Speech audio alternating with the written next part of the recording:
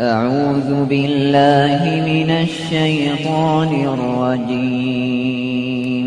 إن الله لا يغفر أن يشرك به ويغفر ما دون ذلك لمن يشاء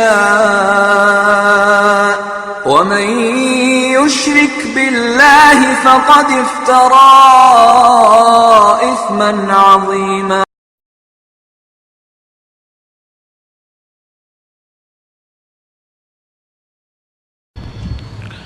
السلام علیکم ورحمۃ اللہ وبرکاتہ.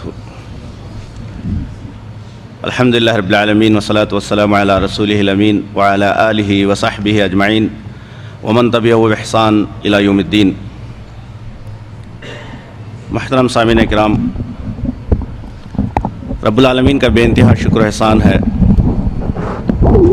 کہ آج اس مسجد میں جامع علی بن ابی طالب میں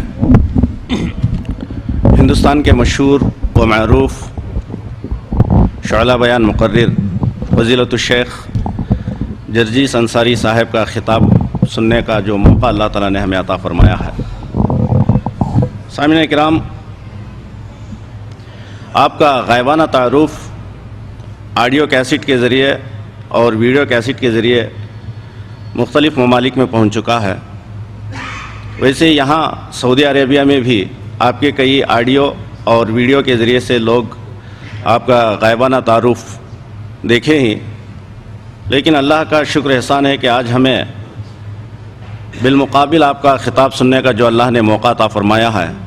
ہم اللہ سے دعا کرتے ہیں کہ شیخ موصوف کے علم میں ترقی اور عمر میں اللہ تعالیٰ برکت عطا فرمائے، اور جو کچھ ہمارے سامنے پیش کریں گے اس پہ ہمیں رب العالمین عمل کرنے کی توفیق عطا فرمائے. محترم سامعین، شیخ کے تعارف میں میں اتنا ہی کہنا کافی سمجھتا ہوں کہ آپ کا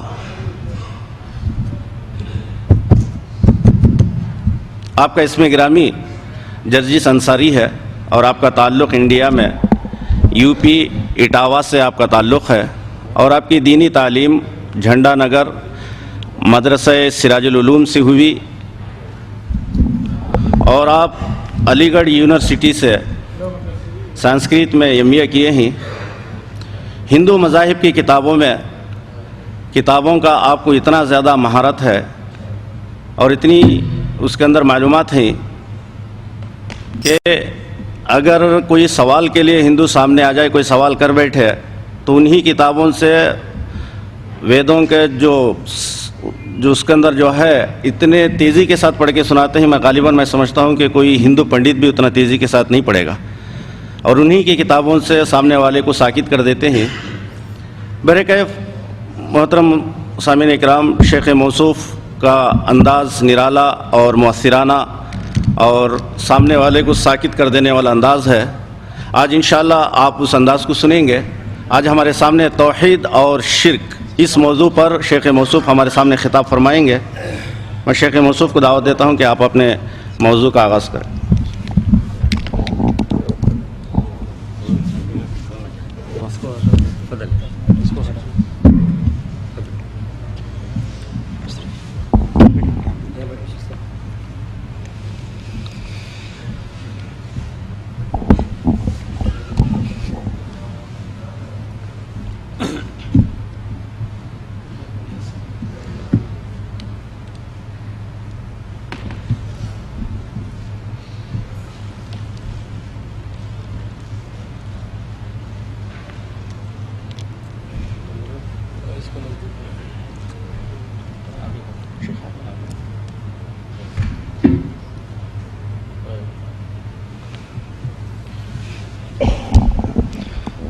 بسم اللہ والحمد للہ ونصلی ونسلم علی رسول اللہ نبینا محمد بن عبد اللہ صلی اللہ علیہ وعلی آلہ وصحبہ وسلم. وبعد،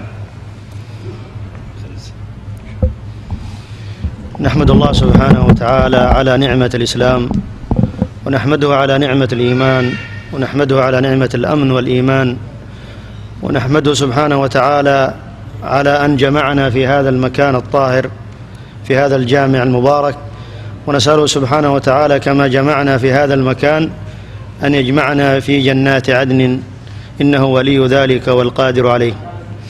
يسر جامع علي بن أبي طالب بالخبر الجنوبية إماما ومؤذنا وجماعة وجميع أهل الحي أن يرحبون بالشيخ جرجيس أنصاري.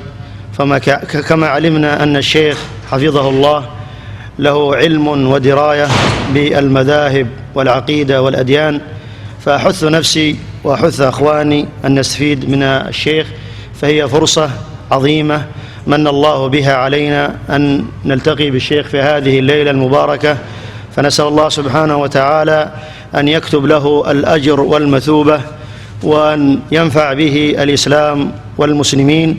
فهذا شرف عظيم أن نلتقي بالشيخ جرجيس حفظه الله، وهو كما عرفنا عالم بالمذاهب وبالأديان والفرق. نسأل الله سبحانه وتعالى أن ينفع به وأن يأخذ على يديه وأن يحفظه من بين يديه ومن خلفه، إنه ولي ذلك والقادر عليه. لا أطيل عليكم، مجرد ترحيب بالشيخ فقط، فالشيخ محبوب لديكم كما علمت أن الجميع يحب الشيخ جرجيس حفظه الله، فليتفضل جزاه الله خيرا مشكورا مأجورا.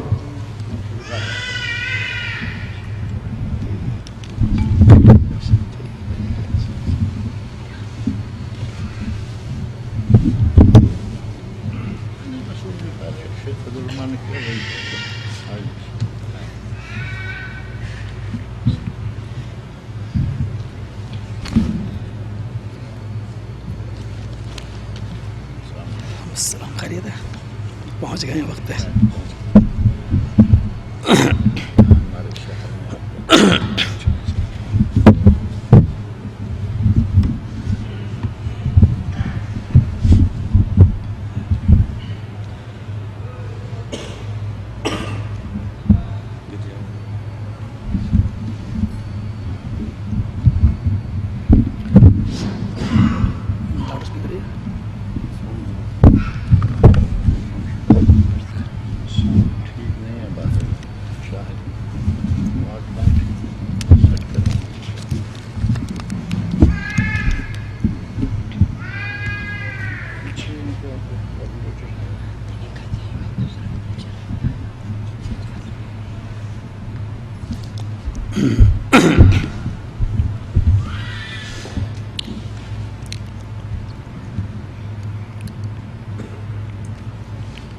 السلام علیکم ورحمۃ اللہ وبرکاتہ.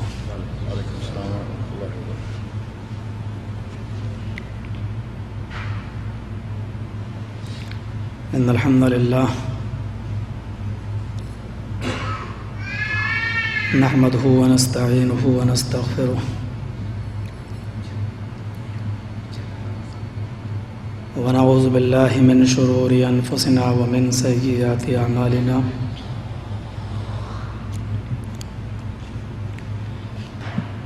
من يهد الله فلا مضل له ومن يضلل فلا هادي له. وأشهد أن لا إله إلا الله وحده لا شريك له.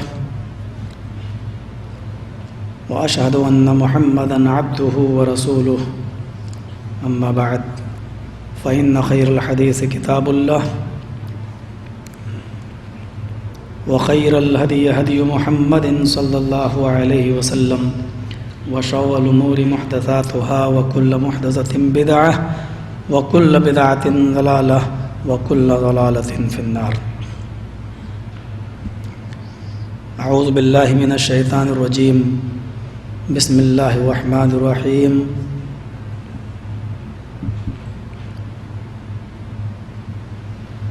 ولا تدع من دون الله ما لا ينفعك ولا يضرك فإن فعلت فإنك إذا من الظالمين. قال النبي صلى الله عليه وسلم: إذا سألت فاسأل الله وإذا استعنت فاستعن بالله. رب اشرح لي صدري ويسر لي أمري واحلل عقدة من لساني يفقهوا قولي.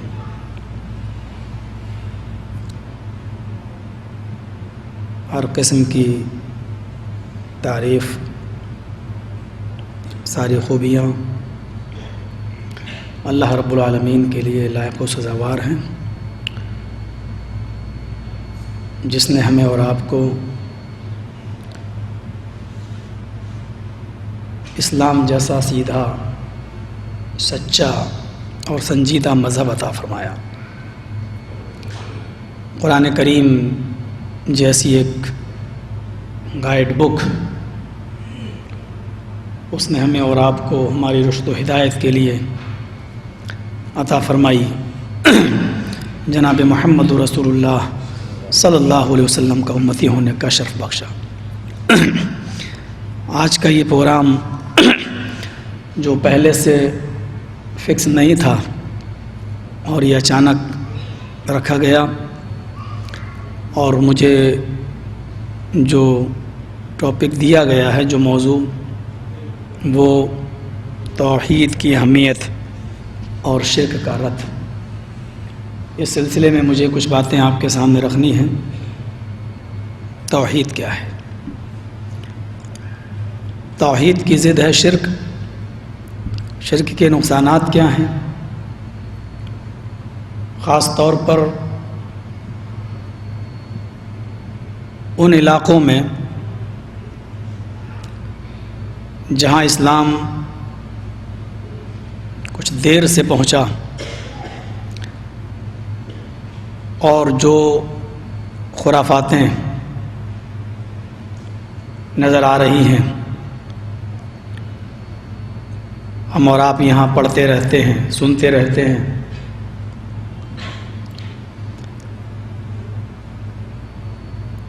توحید کو نہ سمجھنے کا یہ ایک نتیجہ ہے۔ شرک کا سب سے بڑا نقصان یہ ہے کہ وہ اللہ کی محبت دلوں سے نکال دیتا ہے۔ اب ہمارے علاقے میں آئیے اور تھوڑی سی تقریر کر کے دیکھیے کہ جو مانگنا ہو اللہ سے مانگو، پکارنا ہو تو اللہ کو پکارو، وہی دینے والا ہے، وہی عطا کرتا ہے، وہی بیمار کرتا ہے، وہی شفا دیتا ہے۔ فوراً صبح اٹھ کر چائے کی ہوٹلوں پر آپ پر تبصرے ہونے لگیں گے، اور اس کے برعکس اگر آپ یہ بات کر کے دیکھیں کہ فلاں کے کارنامے یہ ہیں، فلاں کی کرامتیں یہ ہیں، ان کے در سے کوئی خالی ہاتھ نہیں آیا، وہاں جو پہنچتا ہے اس کو ملتا ہے، اور پھر علاقے بٹے ہوئے ہیں، اگر آپ اس طریقے کی باتیں کریں تو آپ کو جو پذیرائی حاصل ہوگی اس کا کیا کہنا۔ توحید وحد یوحد کا مصدر ہے، جس کا معنی ہوتا ہے اللہ رب العالمین کو ایک جاننا، ایک ماننا۔ سنسکرت میں اس کے مد مقابل جو لفظ آتا ہے وہ ہے ایکیشور واد۔ توحید کی ضد ہے شرک، اور شرک کو سنسکرت میں کہتے ہیں بہو ایش پوجا، بہت سے دیوی دیوتاؤں کی اور بہت سے معبودان باطلہ کی عبادت۔ چونکہ ہر نبی کی یہی ایک دعوت رہی ہے کہ ایک اللہ کی عبادت کرو۔ وَلَقَدْ بَعَثْنَا فِي كُلِّ أُمَّةٍ رَسُولًا أَنِ اعْبُدُوا اللَّهَ، ہم نے ہر امت کے اندر ایک رسول بھیجا یہ دعوت دے کر کہ ان اعبدوا اللہ، کہ تم صرف ایک اللہ کی عبادت کرو، وَاجْتَنِبُوا الطَّاغُوتَ، اور طاغوت کی عبادت سے، طاغوت کی پوجا سے بچو۔ علامہ ابن قیم الجوزی رحمۃ اللہ علیہ نے طاغوت کی تعریف کرتے ہوئے لکھا ہے کہ کل ما عبد من دون اللہ، ہر وہ چیز جس کی عبادت اللہ کے علاوہ کی جائے وہ طاغوت ہے۔ ہر وہ چیز جس کی عبادت کا مفہوم بڑا وسیع ہے۔ قیام بھی عبادت ہے، رکوع بھی عبادت ہے، سجدہ بھی عبادت ہے، دعا بھی عبادت ہے۔ اگر کوئی شخص اللہ کو چھوڑ کر کسی غیر کے لیے قیام کرتا ہے تو یہی طاغوت ہے، کسی غیر کے سامنے رکوع کرتا ہے تو یہی طاغوت ہے، کسی غیر کو سجدہ کرتا ہے تو یہی طاغوت ہے۔ اللہ کو چھوڑ کر کسی غیر سے اپنی حاجت روائی و مشکل کشائی کا سوال کرتا ہے تو یہی طاغوت ہے. کل ما عبد من دون اللہ، ہر وہ چیز جس کی عبادت اللہ کے علاوہ کی جائے وہ طاغوت. توحید کی کئی قسمیں ہوا کرتی ہیں. توحید ربوبیت ہے، توحید الوہیت ہے، توحید اسماء و صفات ہے. خاص طور پر توحید الوہیت کا بڑا مذاق اڑایا جاتا ہے. نبی اکرم کو مان لینا کوئی بڑا کمال نہیں ہے. آج بھی ہم ہندوستان کے اندر اگر دیکھیں، پاکستان کے اندر دیکھیں تو بڑے بڑے مستشرقین اور غیر مسلموں نے بڑی بڑی کتابیں تک لکھ ڈالی ہیں نبی اکرم صلی اللہ علیہ وسلم کی تعریف میں. خود مہاتما گاندھی کے وہ الفاظ ستیہ اور اہنسا کے اندر آج بھی لکھے ہوئے ہیں کہ جو لوگ چلا کرتے ہیں اور بوریا بستر لے کر گھومتے ہیں، مسجدوں میں جاتے ہیں، دعوت و تبلیغ کا فریضہ انجام دیتے ہیں، ان لوگوں کو دعوت و تبلیغ کی قطعی کوئی ضرورت پیش نہیں آئے اگر یہ لوگ جناب محمد رسول اللہ کا اخلاق اپنے اندر پیدا کر لیں، نبی اکرم کا کریکٹر اپنے اندر پیدا کر لیں. نبی اکرم کا اخلاق پیدا کرنے کے بعد غیر مسلم دنیا خود بخود ان کو دیکھتے ہوئے مسلمان ہو جائے گی، اسلام قبول کر لے گی. یہ بات مہاتما گاندھی نے لکھی ہے ستیہ اور اہنسا کے اندر، جو آج بھی موجود ہے. عرب کے کافر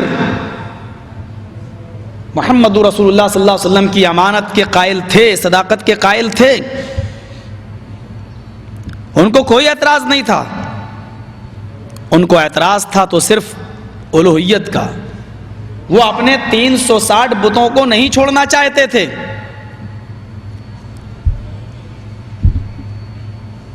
وہ نبی اکرم کو سچا ماننے کے لیے تیار تھے، امین و صادق ماننے کے لیے تیار تھے، بلکہ کہا بھی کرتے تھے. اتنا ہی نہیں بلکہ اپنی امانتیں محمد رسول اللہ کے پاس رکھا بھی کرتے تھے اور اپنے فیصلے وہ محمد رسول اللہ سے کرایا کرتے تھے. اور جب نبی اکرم کو دیکھ لیا کرتے تھے تو کہتے تھے قد جاءنا الامین قد جاءنا الصادق، امین آ گیا، صادق آ گیا، ہمیں اس کا فیصلہ منظور ہے. فیصلہ ہونے سے پہلے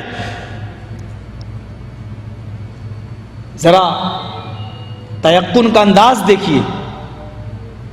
فیصلہ ہونے سے پہلے وہ یہ مان لیا کرتے تھے اور کہتے تھے کہ مجھے اس کا فیصلہ منظور ہے، جو بھی فیصلہ کرے گا میں فیصلہ مان لوں گا. فیصلہ کیا ہوگا، میرے خلاف یا میرے فیور میں، یہ تو بات کی بات ہے.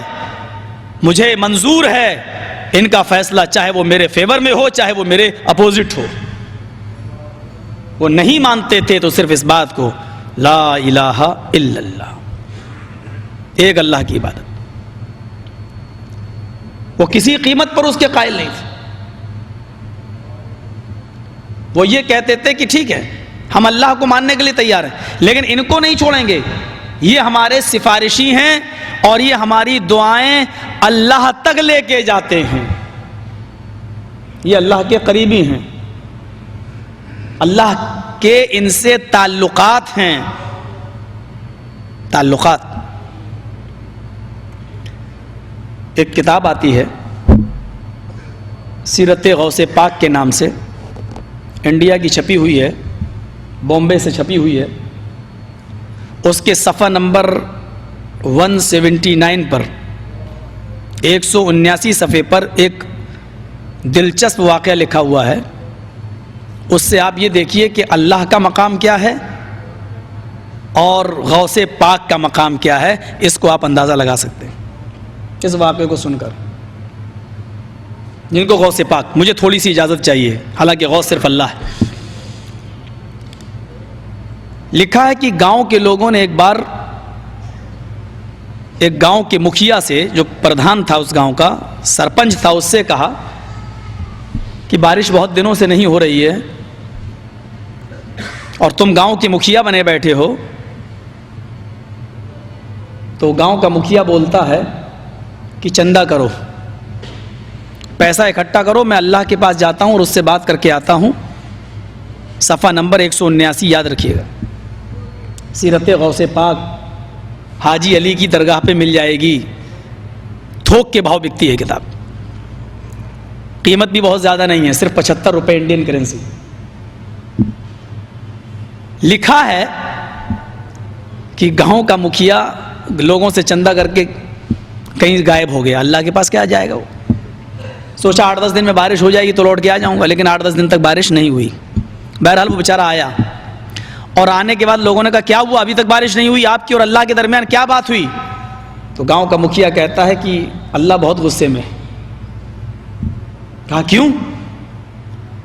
کہا وہ اتنے غصے میں ہے کہ وہ بارش نہیں ہوگی، وہ بارش نہیں کرے گا، اور اس نے مجھ سے کہا کہ تو آیا ہے میرے پاس، لوگ مجھے رب مانتے ہی کہاں ہیں، جو کچھ تو مانتے ہیں وہ غوث پاک کو مانتے ہیں، مجھے کہاں مانتے؟ میرے نام پہ کوئی فقیر تمہارے دروازے پہ چلا جائے کہ اللہ کے نام پہ دے دو تو کوئی دینے والا نہیں، اور بڑے پیر صاحب کے نام پر اگر کچھ مانگ لیا جائے، عبد القادر جیلانی کے نام پر، تو 11ویں کی ڈیگے لے لو، حلوے لے لو، بریانی لے لو، وہ ساری چیزیں، لوگ مجھے مانتے ہی کہاں، سب کچھ تو اس نے غوث پاک کو طلب کیا ہے۔ پھر کیا ہوا؟ کہا میں اللہ کو اور غوث پاک کو دونوں کو لڑتا ہوا چھوڑ کے چلا آیا۔ اب اگر اللہ جیت گیا تو بارش بالکل نہیں ہوگی، اور غوث پاک اگر جیت گئے تو انتظار کرو کہ 2-4 دن میں شاید بارش ہو جائے۔ اس واقعے سے آپ کیا اندازہ لگاتے ہیں؟ اور اسی کے 2 صفحہ الٹنے کے بعد، صرف 2 صفحہ 181 صفحے پر دیکھیں گے لکھا ہوا ہے غوث اعظم دستگیر۔ اب دستگیر کا معنی دیکھیے کیا لکھا ہوا ہے۔ بڑے پیر صاحب نے اللہ سے کہا کہ دکھاؤ یہ 7 آسمان تو نے کیسے بنائے، میں یہ دکھلانا چاہتا ہوں شرک کے نقصانات کیا ہیں، جب شرک انسانی زندگی میں آتا ہے تو یہ اللہ کے مقام و مرتبے کو کس طرح گھٹاتا ہے۔ بڑے پیر صاحب اللہ سے کہہ رہے ہیں غوث پاک عبد القادر جیلانی کہ مجھے دکھلاؤ یہ 7 آسمان تو نے کیسے بنائے ہیں۔ گویا کہ یہ انجینئر تھے، سگنیچر ان کو کرنا تھے۔ اللہ تعالیٰ ان کو لے کے چلا، پہلا آسمان دیکھا کہا بالکل ٹھیک، دوسرا دیکھا کہا مستحسن اچھا ہے، تیسرے کو بھی پاس کر دیا، چوتھے آسمان پر جب اللہ پہنچا تو اس کو بھی پاس کر دیا کہ یہ بھی ٹھیک، چھٹے آسمان پر جب اللہ پہنچا، 5واں چھٹے پر، تو وہاں سے اللہ کا پیر پھسلا۔ بڑے پیر صاحب کا پیر نہیں پھسلا، میں بولنے میں غلطی نہیں کر رہا ہوں، اللہ کا پیر پھسلا، اور چھٹے آسمان سے اللہ گرا، اور وہ گر کر نیچے چوتھے آسمان پر آیا۔ بڑے پیر صاحب نے اپنا داہنا ہاتھ بڑھایا اور اللہ کو کھینچ لیا، پکڑ کے ان کو اٹھا لیا، گرنے سے، زمین پر آنے سے ان کو روک لیا، ہاتھ پکڑا اور ان کو کھینچا اور اوپر چڑھا لیا۔ اس دن سے ان کا نام پڑ گیا دستگیر، ہاتھ بڑھا کر اللہ کو کھینچنے والا۔ یہ دستگیر کا معنی یہ ہے، ہاتھ بڑھا کر اللہ کو کھینچنے والا۔ میں سمجھتا ہوں کہ اللہ کی جو رسوائی اور ذلت اس فرقے نے کی ہے، شاید ہندوؤں کی مذہبی کتابیں بھی اگر آپ پڑھ ڈالیں تو یہ نہیں ملے گا آپ کو۔ مسجد ہے، میں نہیں چاہتا تھا کہ یہاں کوئی منتر پڑھوں، لیکن ایک منتر میں پڑھتا ہوں جس سے توحید کا ثبوت ملتا ہے، ذرا غور کیجئے۔ یچتی یو یو پم مما نستسما دیوی شوری رشا، یجروید ادھیائے 2 منتر نمبر 21 کے اندر آپ یہ منتر دیکھیں گے۔ آج بھی یہ منتر لکھا ہوا ہندوؤں کی کتابوں میں، یچتی یو یو پم مما۔ یاچنا کے معنی ہوتے ہیں سنسکرت میں بھیک مانگنا، یچتی امپریٹیو سینٹینس ہے، فعل امر ہے، مانگو کس سے؟ یو، اس سے، یو اس میں اشارہ بعید کے لیے آتا ہے، مانگو اس سے۔ اور دوبارہ جو یو آ رہا ہے، یچتی یو، یو 2 مرتبہ یو آیا، دوسری مرتبہ جو یو آیا اس کا معنی ہے وہی ہے، یچتی یو یو، مانگو اس سے وہی ہے، پم مما جو تمہاری جھولیوں کو بھرتا ہے، جو تمہیں سب کچھ دیتا ہے، وہی ہے جو تمہیں دینے والا ہے۔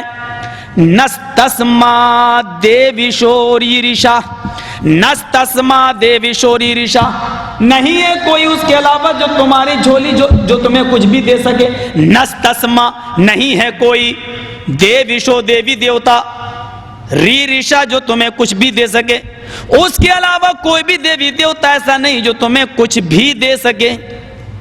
ہندو مذہب کی کتابوں میں آج تک یہ توحید ملی ہے. وہ الگ بات ہے کہ ان کے ہاں ویدوں میں ان کے ہاں جو بتوں کی پوجا کی جاتی ہے مورتیوں کی. حالانکہ ہندو دھرم میں جو دو گروہ ہیں, ایک آریہ دھرم ایک سناتن دھرم, آریہ دھرمی لوگ بتوں کی اور مورتیوں کی پوجا کے قائل نہیں ہیں. صاف لکھا اوم نراکارم مستی نیاکارم, وہ نراکار ہے اس کا کوئی آکار نہیں. وہ ان اسٹیچو ہے اس کا کوئی اسٹیچو نہیں ہے. اوم نراکارم, وہ نراکار ہے اس کا کوئی آکار نہیں ہے, اس کی کوئی شکل ہی نہیں ہے. اسی کو قرآن نے یہ کہہ دیا لیس کمثلہ شیء, اللہ کے مثل کوئی چیز نہیں ہے, اس کے مثل کوئی چیز ہے ہی نہیں. ان کے ہاں جو مورتیاں رکھی ہوتی ہیں وہ مورتیاں بھگوان نہیں مانتے. وہ یہ کہتے ہیں یہ بھگوان کا, یہ رب کا روپک ہیں. یعنی ہم یہ تصور کر لیتے ہیں کہ گویا میرا اللہ میرے سامنے, حالانکہ وہ رب نہیں مانتے ان کو بھی. جیسے آپ یہ کہتے ہیں کہ ہم ان کو صرف بزرگ مانتے ہیں, اللہ نہیں مانتے, یہ ہماری دعائیں لے کر اوپر جاتے ہیں. ذرا تصور تو کرو, مولانا ابوالکلام آزاد کی زندگی پر مولانا ابوالکلام آزاد لکھتے ہیں, نقوش ابوالکلام آزاد دیکھو, وہ لکھتے ہیں کہ میرے گھر میں میرا باپ جو تھا وہ بالکل مشرک تھا, اور میرے اپنے گھر میں میری حیثیت یہ تھی جیسے ابراہیم کے گھر میں آزر, آزر کے گھر میں ابراہیم. جیسے آزر کافر تھا اور ان کے گھر میں ابراہیم موحد توحید پرست تھے, ایسے ہی میری حیثیت سمجھو جیسے آزر کے گھر میں ابراہیم کی حیثیت تھی وہی میرے گھر میں. ابوالکلام آزاد کے باپ کا عقیدہ جانتے ہو کیا تھا؟ اتنا مشرکانہ عقیدہ تھا, شاید کسی کا یہ عقیدہ, ہم کہتے ہیں کہ ہمارے بہت سے آج اس مسلک سے اپنے نام کو جوڑنے والوں کا بھی عقیدہ نہیں ہوگا. مولانا ابوالکلام آزاد کے باپ برجستہ یہ شعر پڑھا کرتے تھے جو نقوش ابوالکلام آزاد کے اندر لکھا ہوا ہے, سب کا خدا خدا ہے ہمارا خدا محمد. ابوالکلام آزاد کے باپ کا عقیدہ یہ تھا, سب کا خدا خدا ہے ہمارا خدا محمد. لیکن ابوالکلام آزاد کا عقیدہ یہ نہیں تھا. انہوں نے توحید کی دعوت دی, شرک کا کاٹ کیا, اپنے باپ کے خلاف علم بغاوت بلند کیا, اور نتیجہ یہ نکلا جو لوگ انڈیا سے وابستہ ہیں ان کو اچھی طرح معلوم ہوگا کہ مولانا ابوالکلام آزاد خطیب الہند کا مزار آج بھی دہلی کی جامع مسجد کے اندر موجود ہے. لیکن اس مزار کی حیثیت کیا ہے؟ اس مزار کی حیثیت کیا ہے؟ تالا پڑا ہوتا ہے, کتے اوپر سے دیواروں سے چڑھ کے اندر گھس جاتے ہیں. اس مزار کا کوئی جھاڑو لگانے والا بھی نہیں ہے, اس مزار پر کوئی جھاڑو لگانے والا بھی نہیں, کتے پیشاب و پائخانہ کر کے چلے جاتے ہیں. اگر مولانا ابوالکلام آزاد کا عقیدہ وہی ہوتا جو ان کے باپ کا عقیدہ تھا تو آج ان کی قبر پر عطر چھڑکا جا رہا ہوتا, گلاب پڑ رہے ہوتے, پھول برس رہے ہوتے, اور ایک سے ایک عمدہ چادریں چڑھ رہی ہوتی. چونکہ ان کا عقیدہ یہ نہیں تھا اس لیے آج ان کے مزار کی حیثیت ہے, ان کے قبر کی حیثیت ہے. میرے پیارے ساتھیو, یہی چیز تو مجھے آپ کے سامنے رکھنا ہے کہ توحید کیا ہے. انہوں نے اس بات کو سمجھا تھا سب سے بڑا گناہ اللہ کو چھوڑ کر کسی غیر کو پکارنا ہے. اٹھائیے وہ حدیث جس کو امام بخاری کتاب الکبائر کے اندر لے کے آئے. حدیث کے الفاظ اس طرح ہیں, وعن عبداللہ ابن مسعود رضی اللہ تعالی عنہ قال قال رجل یا رسول اللہ ای الذنب اکبر عند اللہ قال ان تدعو للہ ندا وهو خلقک. اس حدیث کو امام بخاری کتاب التوحید میں بھی لائے. حضرت عبداللہ ابن مسعود فرماتے ہیں کہ اللہ کے نبی صلی اللہ علیہ وسلم کے پاس ایک شخص آیا اور آتے ہی اس نے کہا ایو ذنب اکبر عند اللہ, اللہ کی نظر میں سب سے بڑا گناہ کون سا ہے؟ اللہ کی نظر میں سب سے بڑا گناہ کون سا ہے؟ سوچنا نہیں پڑا, جواب نہیں دینا پڑا. جناب محمد رسول اللہ صلی اللہ علیہ وسلم کا جواب سنو.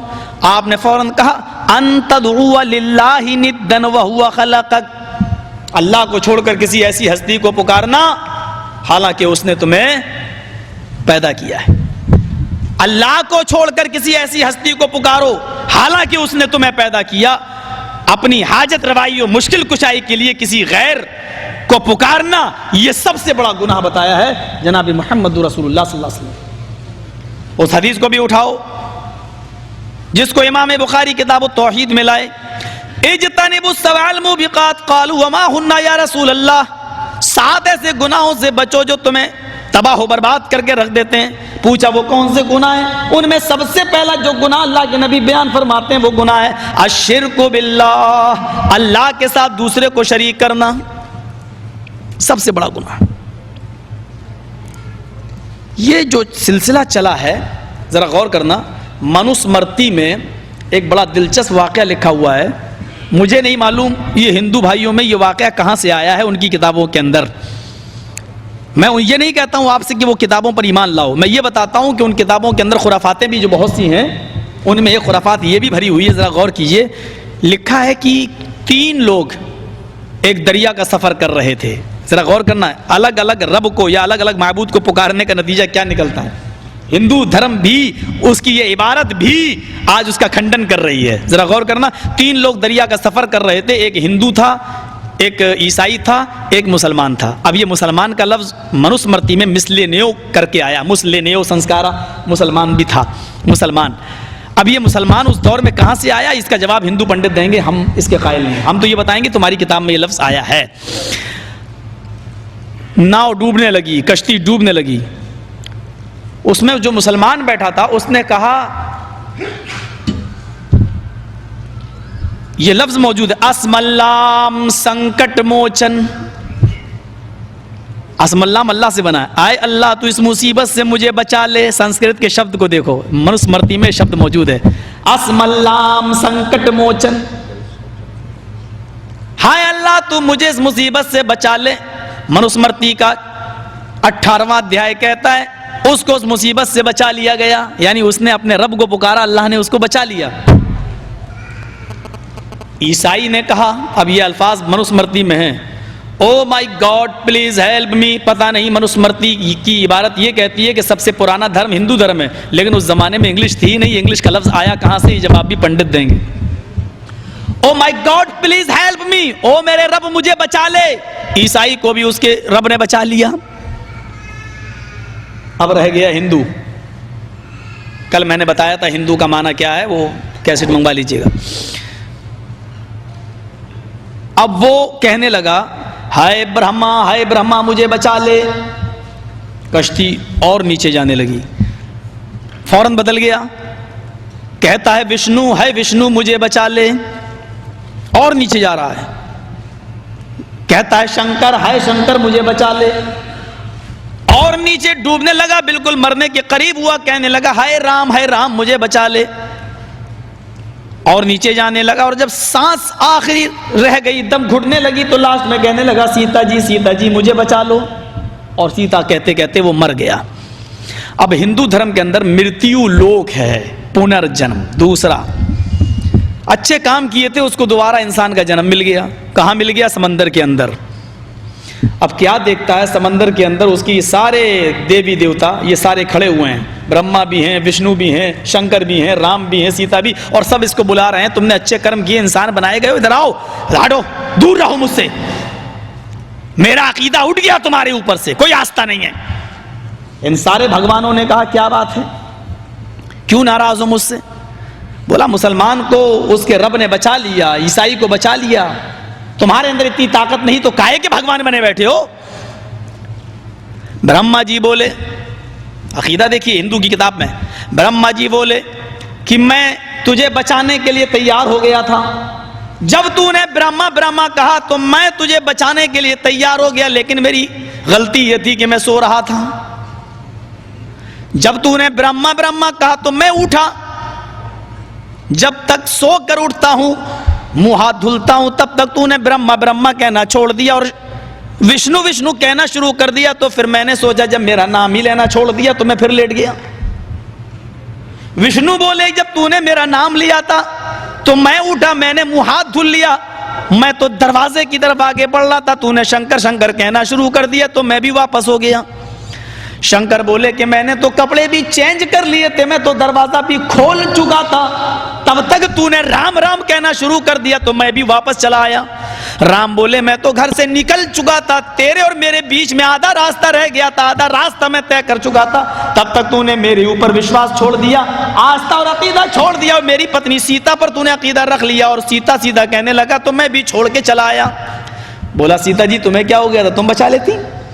सीता जी बोली, हाय राम मैं नारी तू नर, ये अल्फाज भी मौजूद हैं, मैं नारी तू नर, मैं स्त्री तू पुरुष, मैं औरत तू मर्द, मैं तेरे शरीर को कैसे हाथ लगाती। मैं राम का बताया हुआ मंत्र पढ़ रही थी, मैं बाल कटा रही थी, मैं मर्द के लिबास में भेष में आ रही थी, मैं मर्दाना चोला उतार रही थी, जनाना चोला उतार रही थी और मर्दाना पहन रही थी। जब तक मैं जनानी चीज को खत्म करने में लगी थी और मर्दाना वेश बना रही थी, तब तक तू डूब के मर गया, तो मैं क्या करूं। तो जिस तरीके से ये अलग अलग देवी देवताओं के पुजारी थे, इनका ये अंजाम हुआ कि न खुदा ही मिला, न मिसाले सनम, न इधर के न उधर के। ये हाल आज हमारे मुसलमान भाइयों का भी है। आपको एक दिलचस्प वाक़या सुनाऊं, जरा गौर करना। किताब है बरेली की छपी हुई, और ये किताब अहमदाबाद में मिलती है, अब बरेली में नहीं मिल रही है। अहमदाबाद में 2 मज़ार हैं, एक मज़ार का नाम है सैयदी मूसा सुहाग और एक मज़ार का नाम है शाह आलम बाबा। ये दोनों मज़ार जो लोग इंडिया के गुजरात से वाबस्ता होंगे वो जानते होंगे। तो एक औरत को बच्चा नहीं होता था तो वो शाह आलम बाबा के मज़ार पे जाती थी, बहरहाल वो बच्चा नहीं हुआ। शाह आलम बाबा के मज़ार पर जो जाएगा उसको लड़का होगा, और सैयदी मूसा सुहाग के मज़ार पे जो जाएगा उसको लड़की होगी। ये एक अजीब है, लड़की देने वाला अलग है, लड़का देने वाला अलग है। ये भी एक दस्तूर है। शायद सैयदी मूसा सुहाग इसीलिए चूड़ियां पहनते थे अपने हाथों में, यहां तक चूड़ियां पहने रहते थे, बल्कि पहनते ही नहीं थे। एक बार लोगों ने कहा बारिश नहीं हो रही है तो चल भी दिए, दुआ करने के लिए निकले भी हैं। ये पूरा वाक़या मलफूजात में पढ़ा जा सकता है। हाथ में पत्थर ले लिया और अपने रब से कहने लगे, आए अल्लाह पानी बरसाता है या नहीं, या तेरा सुहाग वापस। पत्थर लेकर हाथ की चूड़ियों की तरफ कहा कि पानी बरसा या मैं तेरी बीवी नहीं, तेरा सुहाग वापस। क्या मतलब, मैं तेरी बीवी नहीं। इतना कहना था, चारों तरफ से काली घटाएं आ गईं और बादल छा गए और थोड़ी देर के बाद बारिश हुई। यानी अल्लाह भी नहीं चाहता था कि ये मुझे छोड़े, नऊज़ु बिल्लाह। गौर करना, ये लोग बेचारे तौहीद की दावत देंगे जिनके अकीदे इस तरह हों। बहरहाल इस औरत को एक बार लड़का पैदा हो गया, मज़ार से आवाज आती है, आए अल्लाह की बंदी, मैंने ये बेटा तुझे दिया है, जा सैयदी मूसा सुहाग के मज़ार पे जा और उससे कहना कि तेरे पास मैं 4 साल से आ रही हूं, मुझे कोई बेटी एटी नहीं हुई। देखो वो बाबा कितने पहुंचे हुए हैं, उन्होंने बेटा दिलवा दिया। कहती ठीक है मैं जाती हूं, कहती हूं मुझे तो आपने दिलवाया, आप बहुत अच्छे आदमी हैं। ये जाती है और मूसा सुहाग के मज़ार पे जाके कहती है कि मुझे ये बेटा शाह आलम बाबा ने दिलवाया, आपके पास इतनी ताकत नहीं, ना अल्लाह से आपके ताल्लुकात हैं। कब्र से आवाज आती है, आए अल्लाह की बंदी जरा उसका कपड़ा उतार के देख, वो बेटा है या बेटी। वो बेटी है, वो मैंने दिलवाई है। उसने उसकी चड्डी उतारी, नेकर उतारा, कपड़ा उतारा तो क्या देखती है, वो तो लड़की है। अब कब्र से आवाज आती है, शाह आलम बाबा के मज़ार पे जाओ और उससे कहना वो तो उन्होंने दिलवाया है। अभी उधर आती है तो आवाज आती है कि कपड़ा उतार के देख। जब वो उसका कपड़ा उतारती तो लड़का। मैं इस नतीजे पे नहीं पहुंच पाया कि आखिर वो लड़का रहा या लड़की। बहरहाल उस किताब में इतना लिखा हुआ है, इधर जाती तो लड़का, उधर जाती तो लड़की। कहीं गुस्से में वो बीच से ना भाग आई हो, और जब बीच से भागी होगी तो वो क्या बना होगा, इसका फैसला तो हमारे वही भाई बेहतर बता सकते हैं, हम और आप नहीं कर सकते। गौर करो, ये है बेचारे अल्लाह की इज्जत करने वाले, और फिर ये कहते हैं, ये कहें कि हमसे ज्यादा रब को मानने वाला कोई नहीं, जनाबे मोहम्मद रसूलुल्लाह को मानने वाला कोई नहीं। आज से 100 साल पहले पैदा होने वाली शख्सियत का नाम इन्होंने रखा आला हजरत। हमारे नबी को तो सिर्फ हजरत कहा जाए, और अपने पीर के साथ अपने उस जिससे अकीदत को जोड़ा है उसको आला हजरत कहा जाए। आला के माना तो सबसे बुलंदी के होते हैं, सबसे ऊंचे के होते हैं। सुबहान रब्बी आला, आला इसमें तफजील है, जिसका माना ये होता है जो सबसे बुलंद है। हम इसीलिए तो अपनी पेशानी उसके सामने रखते हैं, कहते हैं कि अल्लाह ये पेशानी तूने सबसे ऊपर बनाई है, मेरे जिस्म के सबसे ऊपर रखी है। ये पेशानी सबसे ऊंची जात के सामने ही झुकेगी, हर कस और नाकस के सामने नहीं झुक सकती है। اسی لیے کہتے ہیں سبحان ربی الاعلیٰ، میرا وہ رب پاک ہے جو سب سے بلند ہے۔ انہوں نے ہمارے نبی کو کہا حضرت، اور اپنے پیر کے نام کے آگے لگایا اعلیٰ حضرت، حضرت سے بھی بلند، حضرت سے بھی اونچا، جناب محمد رسول اللہ سے بھی اوپر جس کا مقام و مرتبہ ہو۔ کچھ لوگ تو اس لائن میں نکلے کہ انہوں نے اپنے پیر کو اعلیٰ حضرت نبی سے اونچا کہا، اور کچھ لوگوں نے تو اللہ ہی کا باپ بنا دیا، ابو الاعلیٰ۔ آگے کا نام نہیں لوں گا میں، اس کا نام لینے سے پہلے مجھے وضو بنانا پڑے گا، بہت مبارک ہستی ہے، وہ لوگ آپ جانتے ہوں گے۔ کسی نے کہا اعلیٰ حضرت محمد رسول اللہ سے بھی بلند، اور کسی نے کہا ابو الاعلیٰ، اعلیٰ کا بھی باپ، جو سب سے بلند ہے اس کا بھی باپ۔ اللہ کا بھی کوئی باپ ہوتا ہے نعوذ باللہ؟ ذرا غور کرو، کنیتیں بھی رکھی تو ایسی، لقب بھی رکھے تو ایسے، کنیتیں اور لقب بھی رکھے تو ایسے۔ سب سے بڑا شرک ہے ان تدعو للہ ندا وہو خلق۔ پیغمبروں کو دیکھ لو، انبیاء کرام کی زندگی پر نظر ڈالو، کس کو پکار رہے ہیں؟ آپ کو ایک پوائنٹ کی بات بتاؤں اور نوٹ کر لینا، اللہ نے قرآن میں جتنے نبیوں کا، جتنے رسولوں کا نام ذکر کیا ہے، اللہ نے قرآن میں جتنے نبیوں اور جتنے رسولوں کا نام ذکر کیا ہے، ان کا بیان کرتے وقت اللہ نے ان کی پریشانیوں کا تذکرہ بھی کر دیا، تاکہ لوگوں تمہارے سامنے یہ مسئلہ حل ہو جائے کہ پیغمبروں پر بھی مصیبتیں آئیں، پریشانیاں آئیں، لیکن انہوں نے ان پریشانیوں میں کس کے سامنے اپنے دامن کو پھیلایا اور اپنی مصیبتوں کو دور کس سے کرایا۔ یہ ایک سیرت کا بہترین پیغام ہے قرآن کریم کے اندر، انبیاء کا ذکر کرنا اور انبیاء کے ذکر کے بعد ان کی پریشانیوں کا ذکر کرنا۔ آدم علیہ السلام کو لے لیجئے، جبکہ اللہ فرماتا وعلم اسماء، آدم کو بہت سے نام سکھلائے اللہ نے، علم بھی دیا، اللہ نے آدم کو نام سکھلائے، جنت میں بھیج دیا، یہ بھی فرمایا جنت میں کھاؤ پیو رہو جیسے چاہو، لیکن یہ بھی کہہ دیا وَلَا تَقْرَبُوا هَٰذِهِ الشَّجَرَةَ، اس درخت کے قریب نہ جانا۔ ایک درخت تھا، قرآن نے صرف درخت کہا ہے، قرآن کی فصاحت و بلاغت اسی میں ہے کہ اس کو بس وہیں تک رہنے دو۔ جب اللہ نے نہیں بتایا، نبی نے نہیں بتایا کہ وہ گیہوں کا درخت تھا کہ مرچ کا درخت تھا، تو ہمارے مفسرین کو بھی اپنی طرف سے، علماء کو اپنی طرف سے اس میں کچھ کرنے کی ضرورت نہیں ہے، کوئی ضروری نہیں کہ ہم اللہ کے علم میں برابر کے شریک ہوں۔ الف لام میم کا معنی اگر اللہ نے نہیں بتایا، نبی نے نہیں بتایا، تو ضرورت نہیں ہے ہمیں کہ ہم اس کے یہ معنی نکالیں کہ الف سے یہ، لام سے یہ، میم سے یہ۔ قرآن نے کہا اس درخت کے قریب مت جانا، لیکن حضرت آدم علیہ السلام گئے، شیطان نے بہکایا، ان کی بیوی نے کہا چلو چلو، چلنے میں حرج کیا ہے، گئے اور کھا لیا درخت۔ غور کرو، آدم کو جبکہ اللہ نے نام سکھلایا، علم دیا، فرشتوں سے کہا سجدہ کرو صرف اس لیے کہ ان کو علم دیا گیا تھا، لیکن علم وہ بھی اللہ نے دیا، اور اللہ کا علم دیا ہوا اور انسان کا سکھلایا ہوا علم دونوں برابر نہیں ہوتا ہے، دونوں برابر نہیں ہوتا ہے۔ محمد رسول اللہ کو امی کہا گیا ہے، یعنی ان پڑھ، جیسے ماں کے پیٹ سے جو بچہ پیدا ہوتا ہے وہ پڑھنا لکھنا نہیں جانتا، ایسے نبی بھی تھے، لیکن نبی اکرم ان پڑھ اس معنی میں تھے کہ کسی انسان نے نبی کو نہیں پڑھایا تھا، لیکن نبی اکرم بہت زیادہ پڑھے لکھے تھے، اس کا معنی یہ ہوا کہ اللہ نے نبی کو پڑھایا تھا، اور جب اللہ کسی کو پڑھاتا ہے تو اس کا پڑھایا ہوا سبق بندہ بھولتا نہیں ہے۔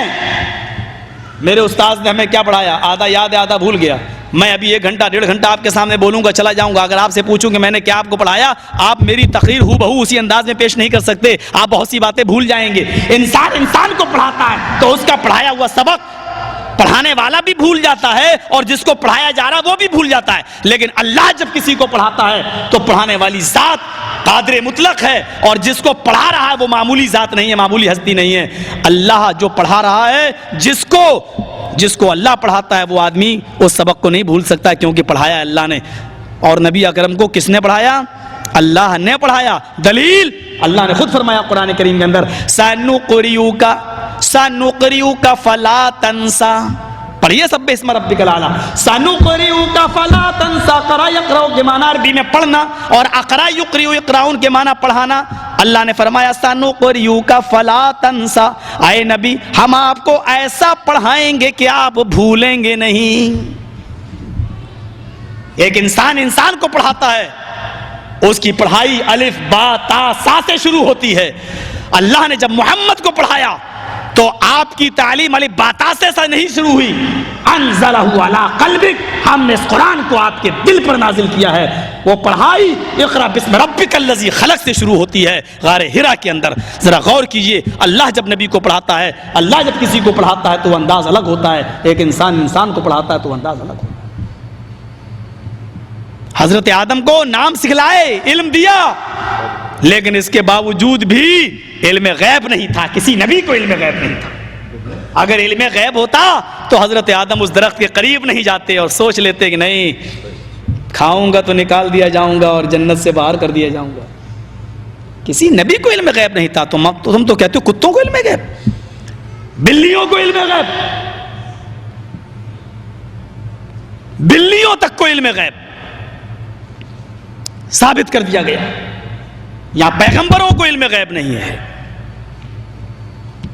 حضرت یعقوب علیہ السلام کو علم غیب ہوتا تو اپنے بیٹے یوسف کو ان 11 بھائیوں کے ساتھ بھیجتے جنہوں نے کنویں میں پھینک دیا تھا اور کہا تھا کہ بھیڑیا کھا گیا ہے یوسف کو۔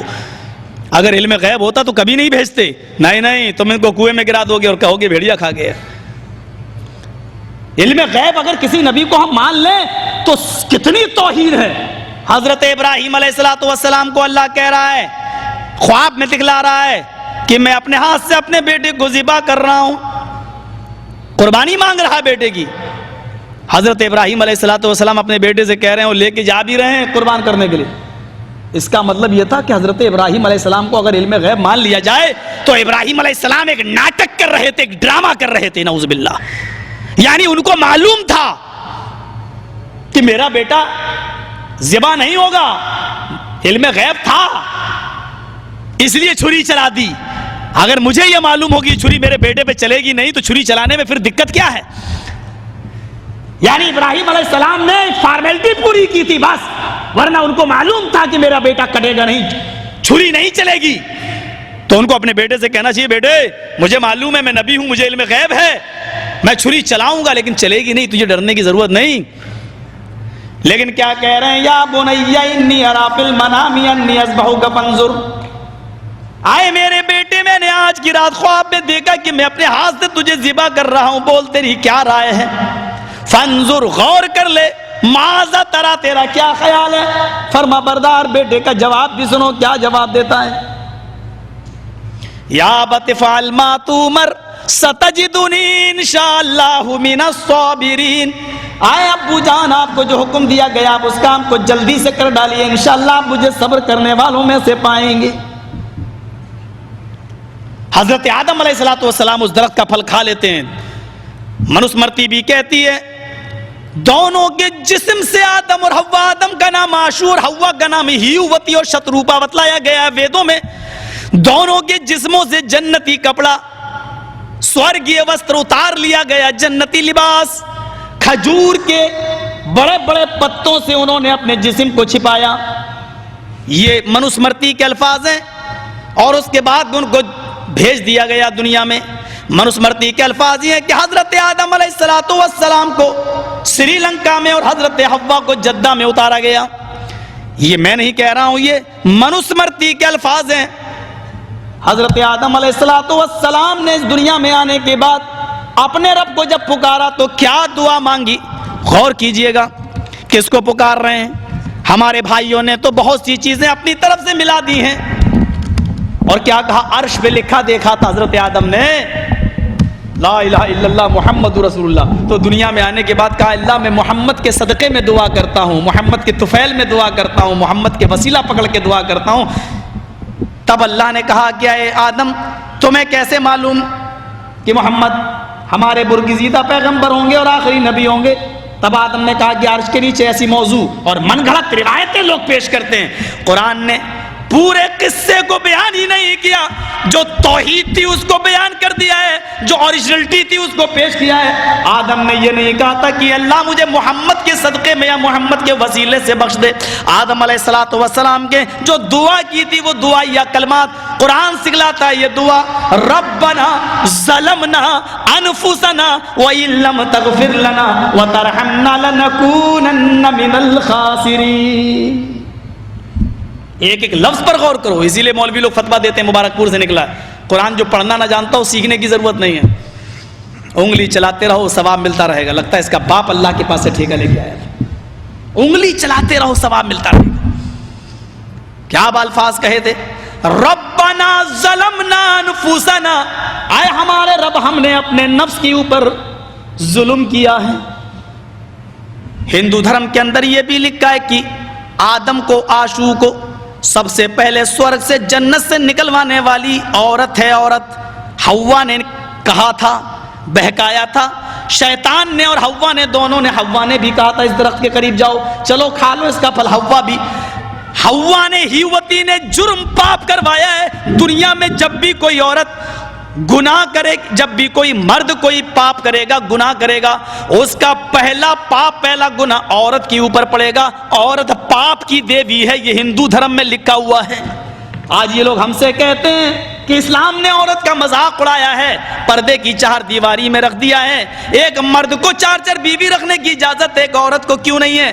اس طریقے کے الزامات جو انڈیا میں ہم لوگوں کے اوپر لگتے ہیں، وہ ذرا منوسمرتی کھولیں اور مجھے بتائیں، عورت کو پاپ کی دیوی کہنا، پہلا مرد جو بھی گناہ کرے گا اس کی سزا پہلے عورت کو ملے گی، عورت پاپ کی دیوی ہے، اس کو پاپ کی دیوی کہہ دینا۔ بائبل میں لکھا ہے عورت تکلیف اٹھانے کے لیے پیدا ہوئی ہے۔ انجیل میں، ہم نیو ٹیسٹامنٹ کی بات کر رہے ہیں، اولڈ ٹیسٹامنٹ تورات کہتے ہیں اس کو، اس میں بھی لکھا ہوا ہے، لیکن نیو ٹیسٹامنٹ جس کو انجیل کہا جاتا ہے اس میں لکھا ہے کہ عورت تکلیف اٹھانے کے لیے پیدا ہوئی ہے۔ اور جب امریکہ کے اندر معذر سن کرنے والی جب نشیلی دوائیں بنی تھی تاکہ عورت کو جب ڈلیوری ہوتی ہے اور پیٹ میں جب بچہ آپریشن سے پیدا ہوتا ہے، آپریشن جب کرنا ضروری ہوتا ہے، اس موقع پر ایک انجیکشن لگایا جاتا ہے سن کرنے کا تاکہ اس کو تکلیف نہ ہو۔ تو امریکہ میں بڑا ہنگامہ کیا تھا پادریوں نے اور یہ کہا تھا کہ ہماری کتابیں یہ کہتی ہیں کہ عورت تکلیف اٹھانے کے لیے پیدا ہوئی ہے، اس انجیکشن سے عورت کو سکون ملتا ہے، لہذا یہ بائبل کے خلاف ہے، یہ انجیل کے خلاف ہے، عورت کو آرام نہیں ملنا چاہیے۔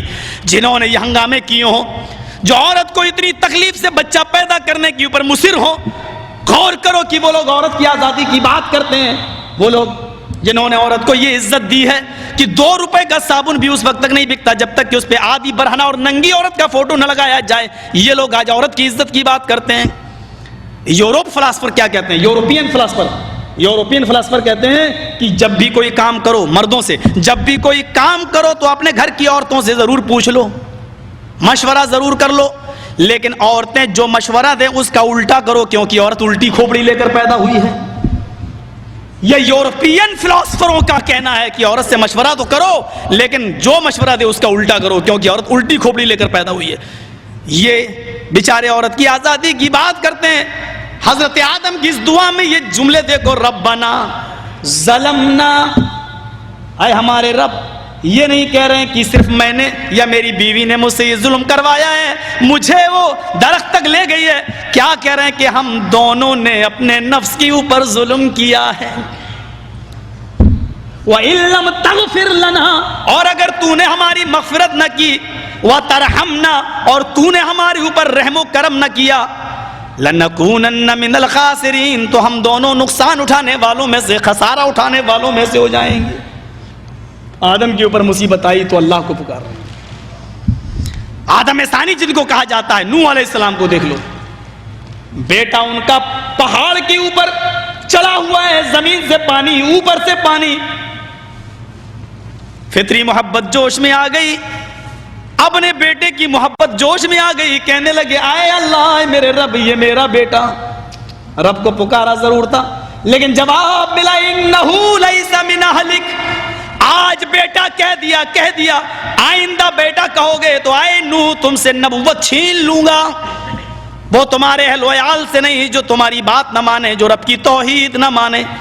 بتانا مقصد یہ ہے کہ انہوں نے بھی اس مصیبت کی گھڑی میں صرف پکارا تو جناب محمد رسول اللہ کے رب کو پکارا، اپنے رب کو پکارا، مصیبت آئی تو کس کو پکار رہے ہیں؟ رب کو پکارا جا رہا ہے۔ حضرت یونس علیہ السلام کو دیکھ لو، سمندر کا سفر کر رہے ہیں، حکم ربانی کے بغیر۔ اگر علم غیب ہوتا تو وہ سمندر میں سفر ہی کیوں کرتے، کشتی پہ بیٹھتے ہی کیوں؟ وہ سمجھ لیتے کہ میں سمندر کا سفر کروں گا، کشتی الٹے گی یا مجھے پھینکا جائے گا اور میں مچھلی کے پیٹ میں چلا جاؤں گا۔ علم غیب ہی نہیں، علم غیب ہوتا تو سفر ہی کیوں کرتے؟ یہ سارے واقعات ڈنکے کی چوٹ پہ اعلان کر رہے ہیں کہ علم غیب صرف اللہ رب العالمین کا حق ہے، اللہ کو ہے، اور کسی کو ذرہ برابر علم نہیں۔ ہاں اللہ جتنا جس کو دے دے، اس کے علاوہ کسی کو کوئی علم نہیں ہے۔ میرے بھائیوں، یہ ساری چیزیں اعلان کر رہی ہیں۔ حضرت یونس علیہ السلام بیٹھ گئے، کشتی بھور میں پھنس گئی۔ کشتی چلانے والے نے کہا کہ کوئی اپنے رب سے ناراض ہو کر آیا ہے۔ قرآن دازی ہوتی ہے، آئے یونس تم اللہ کے برگزیدہ بندے ہو، پرچی اٹھاؤ۔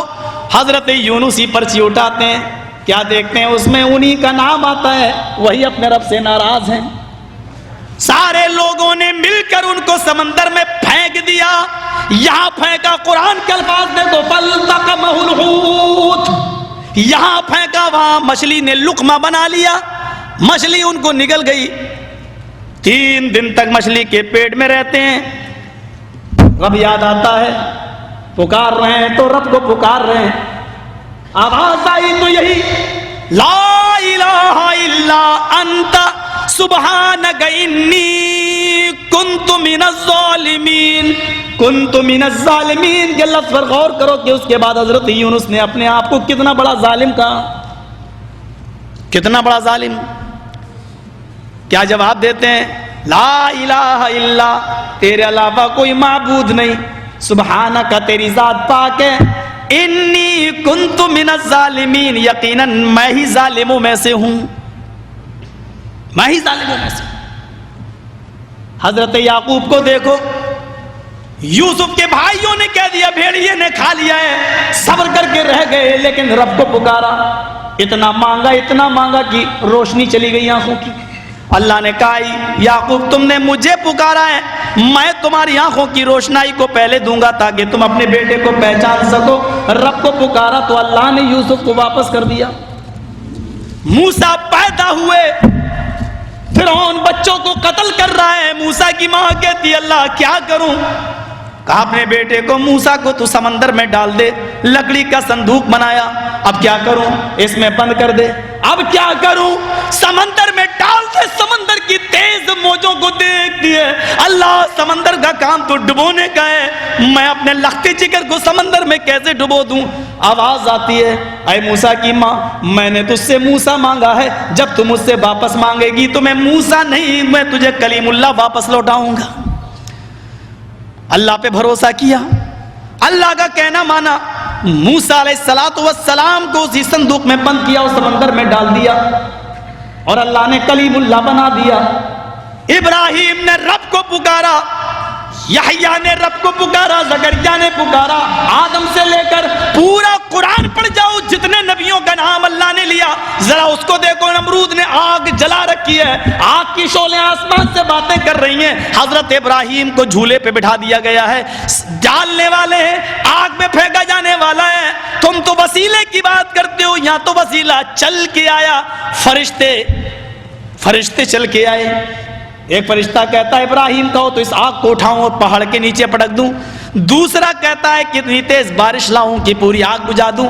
جواب دیتے ہیں کہ میں رب کے اوپر، رب کے لیے لڑ رہا ہوں، اگر میں حق پر ہوں تو میرا رب میری مدد کرے گا، تمہاری مدد کی ضرورت نہیں، تم مردوں کا وسیلہ لیتے ہو۔ یہاں تو فرشتے زندہ ہیں اور فرشتے چل کے آئے، لیکن ابراہیم نے تو زندہ فرشتوں تک کا وسیلہ نہیں لیا۔ رب کو پکارا، آگ میں ڈالا گیا، حکم ہوتا قلنا یا نارو کونی برداً وسلاما علی ابراہیم، اے آگ، یا نارو، اے آگ، کونی، ٹھنڈی ہو جا، برداً ٹھنڈی ہو جا، اور ٹھنڈی مفسرین نے لکھا ایک نقطہ، ٹھنڈی نہیں کہا اللہ نے، برداً وسلاما کا، کیونکہ ٹھنڈی اگر کہتا تو اتنی ٹھنڈی بھی ہو سکتی تھی کہ برف سے زیادہ. جہاں زیادہ گرمی انسان کو نقصان پہنچاتی ہے وہیں زیادہ ٹھنڈک بھی انسان کو نقصان پہنچاتی ہے. اس لیے اللہ نے کہا ٹھنڈی تو ہو لیکن وسلامن، ایسی ٹھنڈی ہو کہ سلامتی والی، میرے بندے کے لیے نہ زیادہ گرمی ہو نہ زیادہ ٹھنڈی، بالکل سلامتی والی کہ میرے ابراہیم کو تکلیف نہ ہو. اعلیٰ ابراہیم کے اوپر کس کو پکار رہے ہیں؟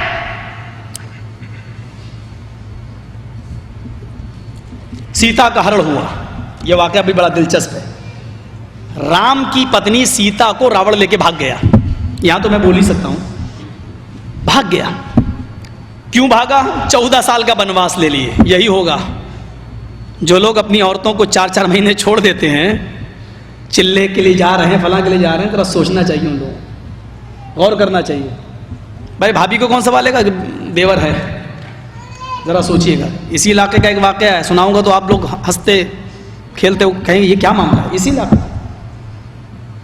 یہ واقعہ آج بھی لکھا ہوا ہے ہندو مذہب کی کتابوں میں اور والمیکی رامائن میں. راوڑ لے کے بھاگ گیا. لیکن سیتا جی بڑی چالاک تھیں. توحید دیکھیے، سیتا جی بڑی چالاک تھیں. انہوں نے سوچا کہ ہنومان کو جب پتہ چلے، رام کو جب پتہ چلے گا میرے پتی کو، تو ہمیں تلاش کرنے کے لیے کسی کو بھیجیں گے. تو انہوں نے کیا کیا، سیتا جی نے کہیں انگوٹھی پھینکی، کہیں ناک کی نتھنی پھینکی، کہیں اوڑھنی پھینکی، کہیں چپل پھینکی. اور رام چندر جی نے پتہ چلا کہ راوڑ لے کے بھاگا تو کہا تلاش کر کے آؤ. ہنومان کو بھیجا اور لکشمن چھوٹے بھائی ہیں. باپ ایک ہے راجہ دشرتھ، ماں 2 ہیں. راجہ دشرتھ کی 4 بیویاں تھیں اور والمیکی رامائن میں 4 لکھا ہے. رام چرت مانس میں 4 ہے، والمیکی میں 3 ہے. بہرحال 3 4 جو بھی ہو. تو ایک سے رام پیدا ہوئے اور ایک سے لکشمن. باپ ایک ہی ہے. تو لکشمن دوسری ماں سے پیدا تھے لیکن باپ ایک ہی تھا. ہنومان نے اور لکشمن دونوں کو بھیجا رام نے، جاؤ میری پتنی کو تلاش کر کے آؤ. چلتے جا رہے ہیں. سب سے پہلے چپل ملی. ہنومان نے کہا لکشمن یہ چپل کس کی ہے؟ ہاں یہ تو میری بھابھی کی ہے، سیتا کی، میں جانتا ہوں، یہ پہنتی تھی وہ. اس کا مطلب اسی راستے سے لے کے گئے. ہاں چلو. چلتے گئے آگے بڑھے تو دوپٹہ ملا. کہا یہ کس کا؟ یہ میری بھابھی سیتا کا ہے. اور آگے بڑھے کنگنا ملا ہاتھ کا، یہ بھی میری بھابھی کا ہے. اور آگے بڑھے غرض یہ کہ بہت سی چیزیں ملی. لاسٹ میں ناک میں نتھنی جو پہنی جاتی ہے وہ ملی. ہنومان نے کہا یہ نتھنی کس کی ہے؟ لکشمن بولے یہ نہیں جانتا ہوں. کہا کیوں؟ نہیں جانتا ہوں. یہ نتھنی بھی میری بھابھی کی ہو سکتی ہے کیونکہ وہ ناک میں پہنتی ہوں گی. میں نے آج تک اپنی بھابھی کا چہرہ نہیں دیکھا. کہا کیوں؟ لکشمن کا جواب ہے وہ میرے بھائی کی پتنی ہے. میں کون ہوتا ہوں اپنے بھائی کی بیوی پر نظر ڈالنے والا؟ تمہاری کتابیں دیور اور بھابھی کا اتنا پردہ بتائیں تو کوئی چرچے نہیں. ہمارا اسلام اگر یہ کہہ دے کہ ایک عورت نے سوال کر لیا رائت الحم و یا رسول اللہ، دیور کے بارے میں کیا خیال ہے، اور جناب محمد رسول اللہ کی عدالت سے جواب ملتا الحم الموت، دیور تو بھابھی کے لیے موت ہے، تو ساری آفتیں اسلام کی اوپر آ جاتی ہیں.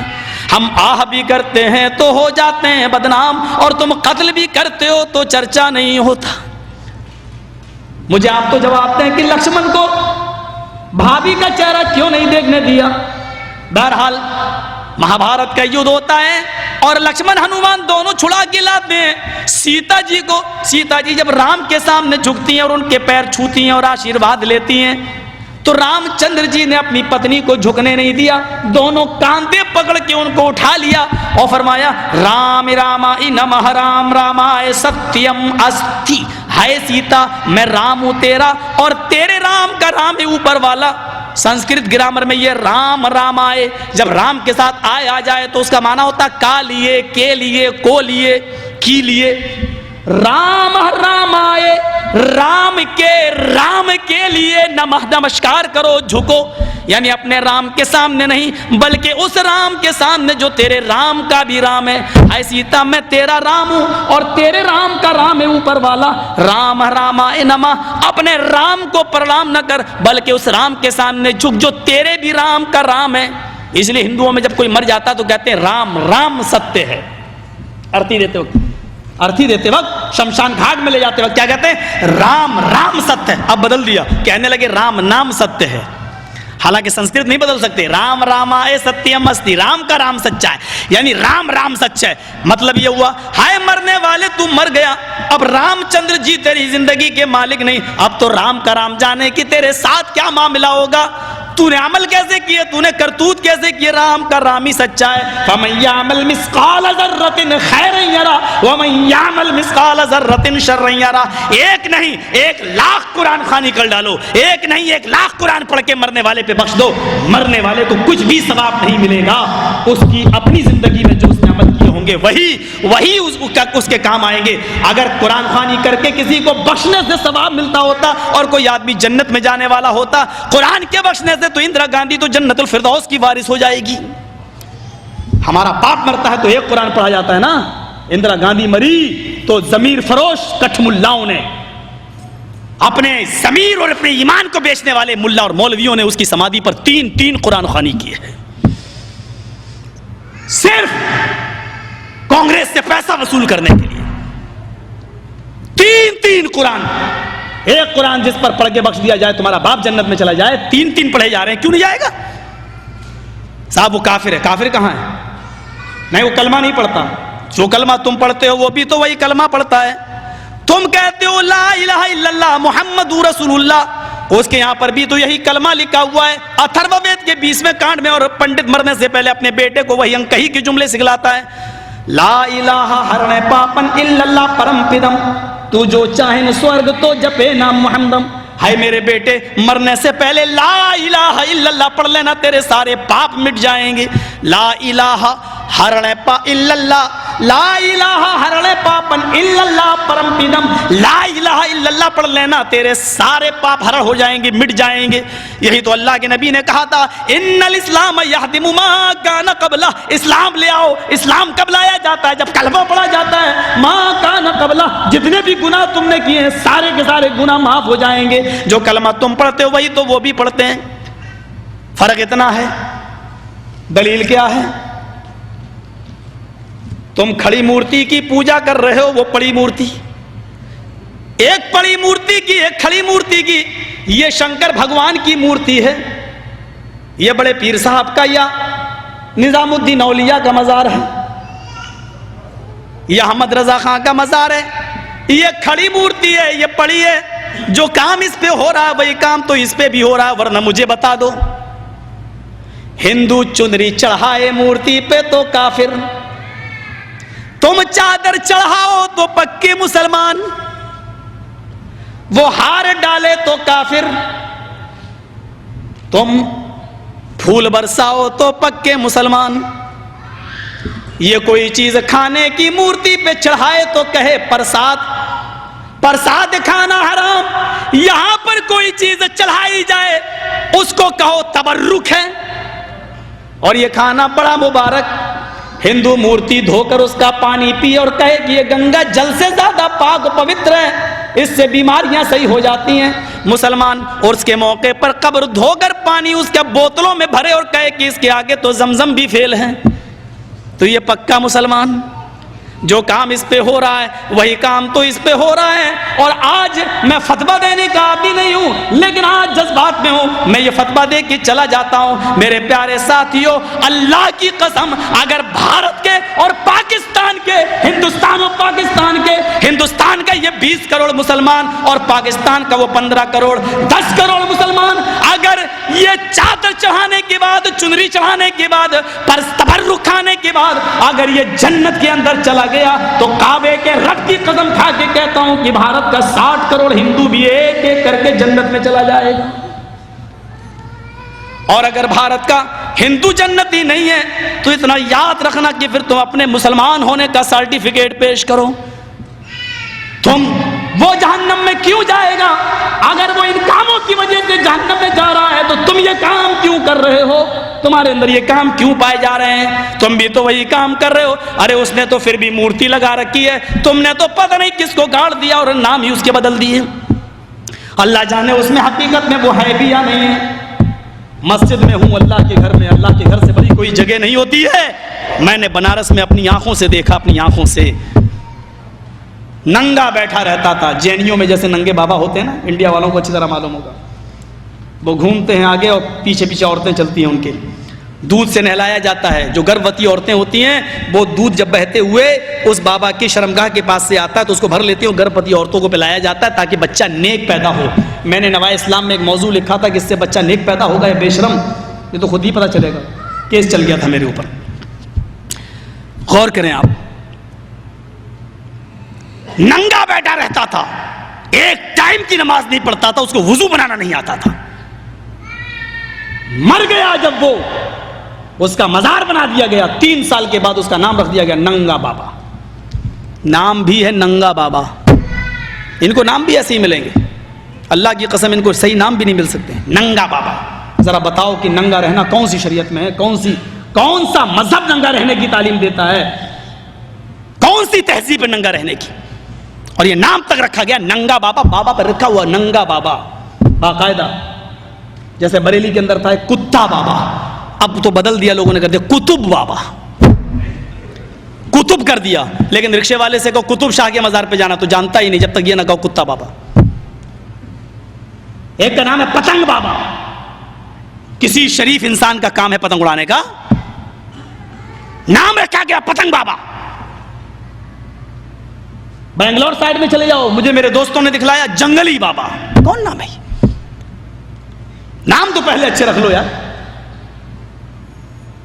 نام تو کم سے کم صحیح رکھو. یہ تو جو یہاں ہو رہا ہے وہ کام یہاں ہو رہا ہے. یہ میں نے ہندو دھرم سے ایک توحید بتائی. رام چندر جی نے کہا کہ اس کے سامنے جھکو جو تمہارے رام کا بھی رام ہے. ذرا اولڈ ٹیسٹامنٹ سے ایک توحید سنیے, اولڈ تورات سے, اولڈ ٹیسٹامنٹ. موسیٰ علیہ الصلوۃ والسلام نے کہا اللہ کیا مجھ سے بھی زیادہ کوئی تیری عبادت کرتا ہے؟ اوپر سے آواز آئی فلاں جنگل میں کہ میرا بندہ ہے وہ تجھ سے بھی زیادہ میری عبادت کرتا ہے. موسیٰ علیہ السلام اس بندے سے ملنے کے لیے جاتے ہیں, پہنچ بھی جاتے ہیں, کیا دیکھتے ہیں وہ سجدے میں پڑا ہوا ہے, نمازوں میں مصروف ہے. موسیٰ علیہ السلام نے اس سے کہا کیا بات ہے؟ ٹھیک. تو اولڈ ٹیسٹامنٹ میں آج بھی یہ لکھا ہوا ہے. تو موسیٰ علیہ الصلوۃ والسلام نے اس سے کہا کہ کب سے تم اللہ کی عبادت کر رہے ہو؟ کہا کہ جب سے میں نے ہوش سنبھالا ہے. اولڈ ٹیسٹامنٹ تورات. کہا کہ خواہش کیا ہے تمہاری؟ اس نے کہا کہ میں نے خواب میں دیکھا ہے کہ اللہ تعالیٰ میری ملاقات حضرت موسیٰ علیہ الصلوۃ والسلام سے کرا رہا ہے اور میں اسی نبی کے انتظار میں ہوں. کہا کہ خوش ہو جائیے, آج آپ کی ملاقات مجھ سے ہو گئی ہے. آپ سب لوگ آرام سے بیٹھے رہیے. آپ بیٹھے ہیں, وہ سارا سنیں گے, وہ تو شور میں چاہ رہا ہے. آپ بیٹھیے آرام سے سارے, آپ بیٹھیے بھائی. تو موسیٰ علیہ الصلوۃ والسلام نے اس سے پوچھا کہ تمہاری خواہش کیا ہے؟ اس نے کہا کہ میں یہ چاہتا ہوں کہ میری ملاقات حضرت موسیٰ علیہ الصلوۃ والسلام سے ہو جائے. حضرت موسیٰ علیہ الصلوۃ والسلام نے فرمایا کہ خوش ہو جاؤ, آج تمہاری ملاقات حضرت مجھ سے ہو گئی ہے. تورات وغیرہ دکھلائی اس کو, بہرحال وہ ایمان لے آیا. پھر حضرت موسیٰ علیہ الصلوۃ والسلام نے کہا کہ میرے لائق کوئی کام ہو تو آپ بتائیں. اس نے ایک کام بتایا. کہا کہ موسیٰ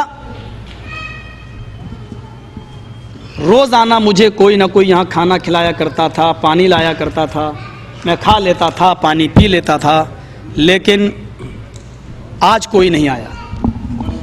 میں بغیر کھائے تو زندہ رہ سکتا ہوں, لیکن پانی کے بغیر پانی کی جو پیاس کی جو شدت ہے وہ مجھ سے برداشت نہیں ہو رہی. حضرت موسیٰ علیہ الصلوۃ والسلام نے کہا ٹھیک ہے میں پانی تمہارے لیے لاتا ہوں. کہا اگر ایک گلاس پانی کہیں مل جائے تو تم جاؤ اور لے کے آؤ. اس لفظ کو پھر غور سے سنو, ایک گلاس پانی کہیں سے مل جائے تو جاؤ اور لے کے آؤ. حالانکہ اولڈ ٹیسٹامنٹ میں کپ کا لفظ موجود ہے, کپ. میں اس کو گلاس بول رہا ہوں, چھوٹا سا ایک پیالہ سمجھ لو, برتن اگر کہیں پانی کا تمہیں مل جائے تو لے کے آؤ. حضرت موسیٰ علیہ الصلوۃ والسلام نے پوری جنگل میں پانی ڈھونڈا لیکن کہیں نہیں ملا. سوچا بزرگ ہے, بوڑھا ہے, پیاس زیادہ لگی ہوئی ہے, چلو شہر میں نکل جاتے ہیں. شہر کی آبادی میں آئے اور وہاں پانی جب ان کو مل گیا تو پانی لے کر وہ واپس جنگل میں جاتے ہیں. بزرگ کی طرف جاتے ہیں. اس بزرگ نے دور سے جب دیکھا کہ موسیٰ علیہ الصلوۃ والسلام آ رہے ہیں تیز آواز میں چیختے ہوئے اس نے کہا اے موسیٰ ذرا جلدی آؤ، بہت تیز پیاس لگی ہے۔ موسیٰ علیہ السلام نے جلدی سے اپنے قدم کو آگے بڑھایا، اس بزرگ کو کی طرف گئے۔ جیسے ہی اس کے پاس پہنچتے ہیں اس بزرگ کی روح قفس عنصری سے پرواز ہو جاتی ہے، بزرگ انتقال کر گیا۔ حضرت موسیٰ علیہ السلام نے اس کے سر کو پکڑ کر اپنی ران کے اوپر رکھا۔ کیا دیکھتے ہیں کہ سانسیں بند ہو چکی ہیں، دل کی دھڑکنیں بند ہو چکی ہیں، پانی کا برتن ان کے ہاتھ میں ہے۔ آگے جو تورات کے الفاظ ہیں وہ یہ ہیں کہ موسیٰ بڑا جلالی تھا، غصے میں آ گیا، اس بزرگ کے سر کو زمین پر رکھا اور پانی کا بھرا ہوا برتن اٹھا کر زمین کے اوپر پٹک دیا اور نظریں آسمان کی طرف ڈالی اور کہا کہ اے میرے پروردگار، اے مولا، تیرا یہ انصاف میری سمجھ میں نہیں آیا۔ ایک بزرگ بندہ، وہ بھی تیرا بندہ، زندگی بھر تیری عبادت میں لگا رہا، زندگی بھر تیری عبادت کرتا رہا، اور آج جب اس کو پیاس لگی تو ایک گھونٹ پانی پینے کا بھی موقع تو نے نہیں دیا، پانی پینے کی مہلت بھی تو نے نہیں دی۔ تورات کے الفاظ ہیں، اولڈ ٹیسٹامنٹ کے اوپر سے آواز آتی ہے موسیٰ اپنی زبان کو لگام دو۔ موسیٰ کلیم اللہ تھا، یہ بھی الفاظ ہیں، موسیٰ کلیم اللہ تھا، اوپر سے آواز آتی ہے کہ موسیٰ اپنی آواز کو، اپنی زبان کو لگام دو۔ غور کرو کہ میں نے اس کو کیوں مارا، اس کو میں نے موت کے گھاٹ کیوں اتارا۔ اے موسیٰ، اس جنگل میں تو تم آج گئے ہو، اس سے پہلے اس کو پانی کون پلایا کرتا تھا اور کھانا کون کھلایا کرتا تھا؟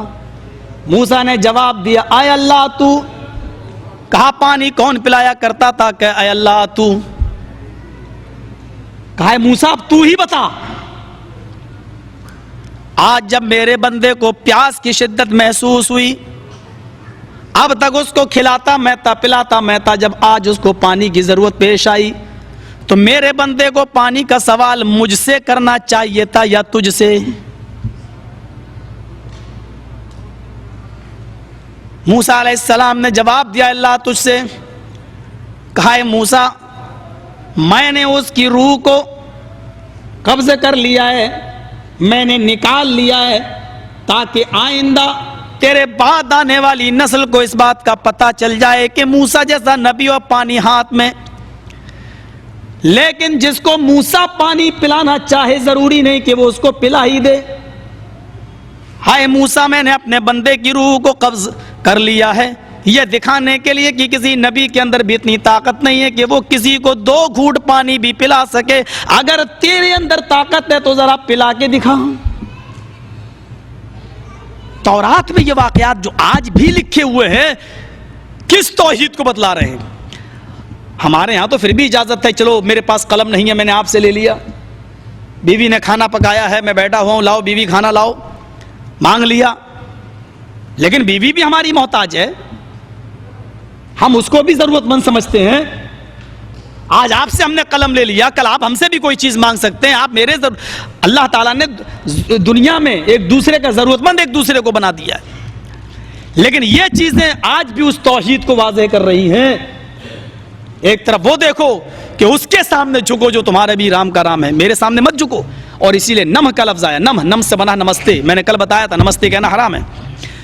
ہمارے انڈیا میں جو مسلمانوں کا ماحول ہے، غیر مسلموں سے مروب ہیں، جو کاروبار کر رہے ہیں ان کے ساتھ مل کر نمستے جی حضور، نمستے جی صاحب، نمستے۔ نم کے معنی ہوتے ہیں سر جھکانا، آستمانی سامنے، نمستے ہم آپ کے سامنے سر جھکا رہے ہیں۔ اسلام نے تو یہ تعلیم بڑے سے بڑے بزرگوں کے سامنے بھی نہیں دیے کہ ان کے سامنے بھی سر جھکایا جائے۔ ہم نمستے کیسے کہیں؟ نماز بھی جو لفظ آیا ہے، نماز یہ بھی سنسکرت کا لفظ ہے، عربی لفظ نہیں ہے۔ نم پلس از، یہ 2 شبدوں سے مل کر بنا ہے، نم پلس از۔ آپ دیکھیں نم کے معنی سر جھکانا اور از کا لغوی معنی دیکھیں ڈکشنری میں نالند وشال شبد ساگر میں، تو از معنی ایشور، اللہ لکھا ہوا، از میز ایشور۔ نم پلس از جب دونوں کو ملائیں گے تو کیا پڑھیں گے؟ نماز اللہ کے سامنے سر جھکانا۔ اگر اس کو اس معنی میں لیا جاتا تو ٹھیک ہے، اللہ کے سامنے سر جھکانا، اور نمستے آپ کے سامنے سر جھکانا۔ اس لیے نمستے کہنا حرام ہے، کوئی مسلمان کسی غیر مسلم کو نمستے نہیں کہنا چاہیے۔ یہ توحید کی دعوت تھی۔ شرک کس کو کہتے ہیں؟ اسی کی الٹی ایک ولوم، اسی کا اپوزٹ شرک ہے، جو کسی بھی حال میں معاف نہیں ہے۔ شرک کی نحوست اس حد تک پہنچی ہوئی ہے کہ اللہ تعالیٰ نے اپنے پیارے نبی جناب محمد رسول اللہ کو بھی یہ کہہ دیا، وارننگ دے دی۔ نبی اکرم سے بڑا مقام کس کا ہو سکتا ہے؟ لیکن وارننگ کا انداز دیکھو، لَإِنْ أَشْرَكْتَ لَيَحْبَطَنَّ عَمَلُكَ لَتَكُونَنَّ مِنَ الْخَاسِرِينَ۔ لَإِنْ أَشْرَكْتَ لَيَحْبَطَنَّ عَمَلُكَ، غور کرو، لام داخل ہے خبر پر اور فعل مضارع پر نون تاکید بانون ثقیلہ داخل ہے۔ لَإِنْ أَشْرَكْتَ، اگر آپ شرک کریں گے، نبی سے کہا جا رہا ہے اگر آپ شرک کریں گے، لَيَحْبَطَنَّ عَمَلُكَ، تو آپ کے عمل ضرور بضرور برباد کر دیے جائیں گے، آپ کے عمل بیکارت ہو جائیں گے۔ لَتَكُونَنَّ مِنَ الْخَاسِرِينَ، اور آپ بھی نقصان اٹھانے والوں میں سے ہو جائیں گے۔ شرک دلیل ہے اس بات کی کہ شرک کے ساتھ کوئی عمل قبول نہیں ہے۔ جب نبی اگر شرک کریں، نعوذ باللہ، اللہ نہ کرے میرے بھائیو، اگر نبی شرک کرتا ہے تو نبی کے بھی عمل برباد ہو جائیں۔ ہمارے اور آپ کی حیثیت ہی کیا ہے، ہمارے اور آپ کا مقام ہی کیا ہے، ہماری اور آپ کی ویلو کیا ہے؟ اللہ نے نبی کو حکم دے دیا اگر آپ شرک کریں گے تو آپ کے بھی عمل برباد کر دی جائیں۔ یہ اسلام جو ہم تک پہنچا ہے، وہ جو دیا ہے ماں میں جو وہ چیز داخل ہے، جو کچھ بھی دیا، چاہے وہ تمہارے فیور میں ہو چاہے وہ تمہارے خلاف ہو، لے لو، ہر حال میں لینا۔ ما آتاکم الرسول فخذوا، جو کچھ بھی رسول تمہیں دے وہ لے لو۔ دیکھیے اللہ نے کتنی بڑی بات کہی ہے، جو رسول، یہ نہیں کہا جو میں دوں وہ لے لو، کیوں؟ یہ نہیں کہا کہ ما آتاکم اللہ، جو اللہ دے وہ لے لو، نہیں، ما آتاکم الرسول، جو رسول دے وہ لے لو۔ کیوں؟ اس لیے کہ رسول نے جو کچھ بھی دیا ہے وہ بالکل من جانب اللہ ہے، اس بات کی گارنٹی اللہ نے دی ہے۔ ما ینطق عن الہوی، میرا رسول اپنی طرف سے کچھ کہتا ہی نہیں ہے۔ عن الہوی کہا ہے، علماء جانتے ہیں ان کہاں آتا ہے؟ ما ینطق عن الہوی، میرا رسول اپنی خواہش سے کچھ نہیں بولتا۔ ان حالانکہ بالہوی بھی کہا جا سکتا تھا، ما ینطق بالہوی، میرا رسول خواہش نفس سے نہیں بولتا، لیکن بے یہاں استعمال نہیں کیا، ان کہا ہے۔ چھوٹا سا طالب علم عربی کا پڑھتا ان للتجاوز، ان تجاوز کے لیے آتا ہے، ایک چیز کو دوسری چیز سے جدا کرنے کے لیے آتا ہے۔ عربی کا ایک طالب علم نحو میں پڑھتا ہے رمیت السہم عن القوس، رمیت السہم عن القوس، میں نے تیر کو کمان سے نکالا، میں نے تیر کو کمان سے پھینکا، یہ کمان ہے، تیر اس میں لگا ہوا ہے، میں نے نکالا، جیسی تیر کو پھینکا تیر وہاں گرا، کمان ہمارے پاس ہے۔ یہاں اتنی دوری پیدا کرنے کے لیے لفظ ان آیا ہے، یعنی جدائی پیدا کرنے کے لیے لفظ ان آیا ہے۔ جس طرح تیر کمان سے نکلنے کے بعد دور گرتا ہے، اس کا کمان سے کوئی واسطہ نہیں ہوتا ہے۔ ما ینطق عن الہوی، میرے نبی اور ان کے خواہش سے بولنے کے درمیان بھی اتنی ہی دوری ہے کہ میرا نبی خواہش سے بول ہی نہیں سکتا ہے۔ جیسے تیر کمان سے نکلنے کے بعد تیر سے کوئی، کمان سے کوئی واسطہ ہی نہیں ہوتا ہے، ایسا میرے نبی کا اپنے خواہش سے بولنے سے کوئی واسطہ ہی نہیں ہے، کوئی چیز ہی نہیں ہے، میرا نبی اتنی دور رہتا ہے اپنی طرف سے۔ بلکہ اللہ نے گارنٹی بھی دی ہے، کیا کہا؟ وَلَوْ تَقَوَّلَ عَلَيْنَا بَعْضَ الْأَقَاوِيلِ، بڑا عجیب معاملہ ہے۔ قَالَ يَقُولُ مَنِ کہنا، اور تقوّل یتقول، کوئی چیز باب تفاعل میں چلی جائے تو بنا کر کہنا۔ کہتے ہیں تکلف مت کرنا، یہ تکلف بھی تفاعل سے آیا ہے۔ کھانا کھائیے مولوی صاحب، تکلف مت کرنا، تکلف یعنی جو آپ کی اصلی حیات ہے اسی حیات پر کھائیے گا کھانا، بنا کر، بناوٹی، ظاہر تھوڑا شرم کے، ایسے مت، اسی سے تکلف آیا ہے، تصنع جس میں بناوٹ پائی جائے۔ تو اللہ تعالیٰ نے کیا کہا؟ وَلَوْ تَقَوَّلَ عَلَيْنَا بَعْضَ الْأَقَاوِيلِ، اگر میرے نبی نے کچھ باتیں میری طرف سے بنا کر کہہ دی ہوتی، یعنی میرے حکم کے بغیر اپنی طرف سے کہہ دی ہوتی، تو میں کیا کرتا؟ اللہ کہہ رہا لَأَخَذْنَاهُ بِالْيَمِينِ، تو ہم اس کو داہنے ہاتھ سے پکڑ لیتے۔ اللہ کا دایاں بایاں ہاتھ نہیں ہوتا، ایک عقیدہ یاد رکھنا، اللہ کا دایاں بایاں ہاتھ نہیں ہوتا، اللہ کے دونوں ہاتھ دائیں ہیں، لیکن دائیں کا لفظ اس لیے استعمال کیا تاکہ پتہ چل جائے لوگوں کو کہ بائیں ہاتھ کی بنسبت دائیں ہاتھ کی پکڑ زیادہ مضبوط ہوتی ہے۔ اللہ نے یہاں کیا کہا؟ لَأَخَذْنَاهُ بِالْيَمِينِ، ہم اس کو داہنے ہاتھ سے پکڑ لیتے، یعنی ہم اس کو مضبوطی سے پکڑ لیں گے۔ فَمَا مِنْكُم مِّنْ أَحَدٍ عَنْهُ حَاجِزِينَ، پھر ہم کو ایسا کرنے سے کوئی نہیں روکے گا۔ بلکہ ایک جگہ تو اللہ نے اسی کے آگے کہا ہے یہ وَلَوْ تَقَوَّلَ عَلَيْنَا بَعْضَ الْأَقَاوِيلِ ثُمَّ لَقَطَعْنَا مِنْهُ الْوَتِينَ. اگر اپنی طرف سے کوئی بات کہہ دی ہوتی تو ہم اس کی بھی رگے دل کاٹ ڈالتے, اس کی بھی گردن کاٹ ڈالتے, ہم اس کو بھی ذبح کر دیتے, اس نبی کی بھی رگے دل رگے جان ہم کاٹ ڈالتے. میرا نبی اگر 2-4 باتیں اپنی طرف سے کہہ دے تو رب کہہ رہا ہے کہ میں اس کی بھی گردن کاٹ ڈالتا. ان کٹھ ملاؤں کا کیا ہوگا جنہوں نے پورا دین بناوٹی بنا ڈالا ہے, پورا دین بنا کے پیش کر دیا ہے. شب برات کا حلوہ کہاں سے آیا؟ سب اللہ کے نبی کے دندان مبارک شہید ہوئے تھے تب آپ نے کھایا. نبی نے تو پیا ہوگا, دانت شہید ہوئے تو کوئی چیز پی ہوگی, دانتوں سے تو نہیں کھائی گئی ہوگی. تم اتنا مضبوط کیوں بناتے ہو؟ نبی نے صرف اکیلے کھایا یا آپ کے ساتھ جتنے صحابہ تھے سب نے کھایا؟ نہیں صاحب, اکیلے ہی کھایا. تمہاری پوری ضروریت کیوں کھاتی ہے؟ نبی نے صرف ایک بار کھایا, تم ہر سال کیوں کھاتے ہو؟ چلو میں نے مان لیا تمہاری بات, نبی نے صرف 1 سال کھایا جس دن دندان مبارک شہید ہوئے, تمہاری پوری ضروریت ہر سال کیوں کھاتی ہے؟ صاحب جو کام میرے نبی نے ایک بار کیا وہ زندگی بھر کی دلیل بن جاتی ہے. اگر وہ کام زندگی بھر کی دلیل بن جاتی ہے تو ہمارے نبی نے پیڑ پہ پتھر تو کئی دن مسلسل باندھے ہیں, وہ دلیل کیوں نہیں بنائی تم نے؟ مولوی کا جواب ہوتا ہے حلوہ کھانا مولوی کا کام, پتھر ماننا نبی کا کام. کھانے کا معاملہ آیا, مولوی نے سنت بنا لیا. بخاری شریف کی کتاب العتیمہ والاشربہ کی روایت ہے, حضرت عبداللہ ابن عباس اس حدیث کے راوی ہیں, فرماتے ہیں کہ نبی اکرم صلی اللہ علیہ وسلم کے اوپر مسلسل کان رسول اللہ صلی اللہ علیہ وسلم یبیت اللیالی المتتابعات, یبیت اللیالی المتتابعات, کئی راتیں مسلسل پائے در پہ ایسی گزر جاتی تھیں کہ آپ کے اور آپ کے گھر والوں کے پاس ہوا وَأَهْلُ لَا يَجِدُونَ عَشَاءً, رات کا کھانا نہیں ملتا تھا. اور کانا فعل مضارع پر داخل ہے کنٹینیو, ایسا نہیں کہ آج نہیں ملا کل مل گیا, کل مل گیا پرسوں نہیں ملا پھر مل گیا, نہیں. کان رسول اللہ صلی اللہ علیہ وسلم یبیت اللیالی المتتابعہ, کئی راتیں, اور متتابعہ کا لفظ پے در پہ کنٹینیو ریگولر کئی راتیں ایسی گزر جاتی تھی کہ رات کا کھانا نہیں ملتا تھا. پوچھا پھر گزر, کہتی الا التمر والماء, سوائے پانی اور کھجور کے گزارا نہیں. بخاری کے الفاظ ہیں. اس کو دلیل کیوں نہیں بنایا؟ نہیں دلیل بنائیں گے.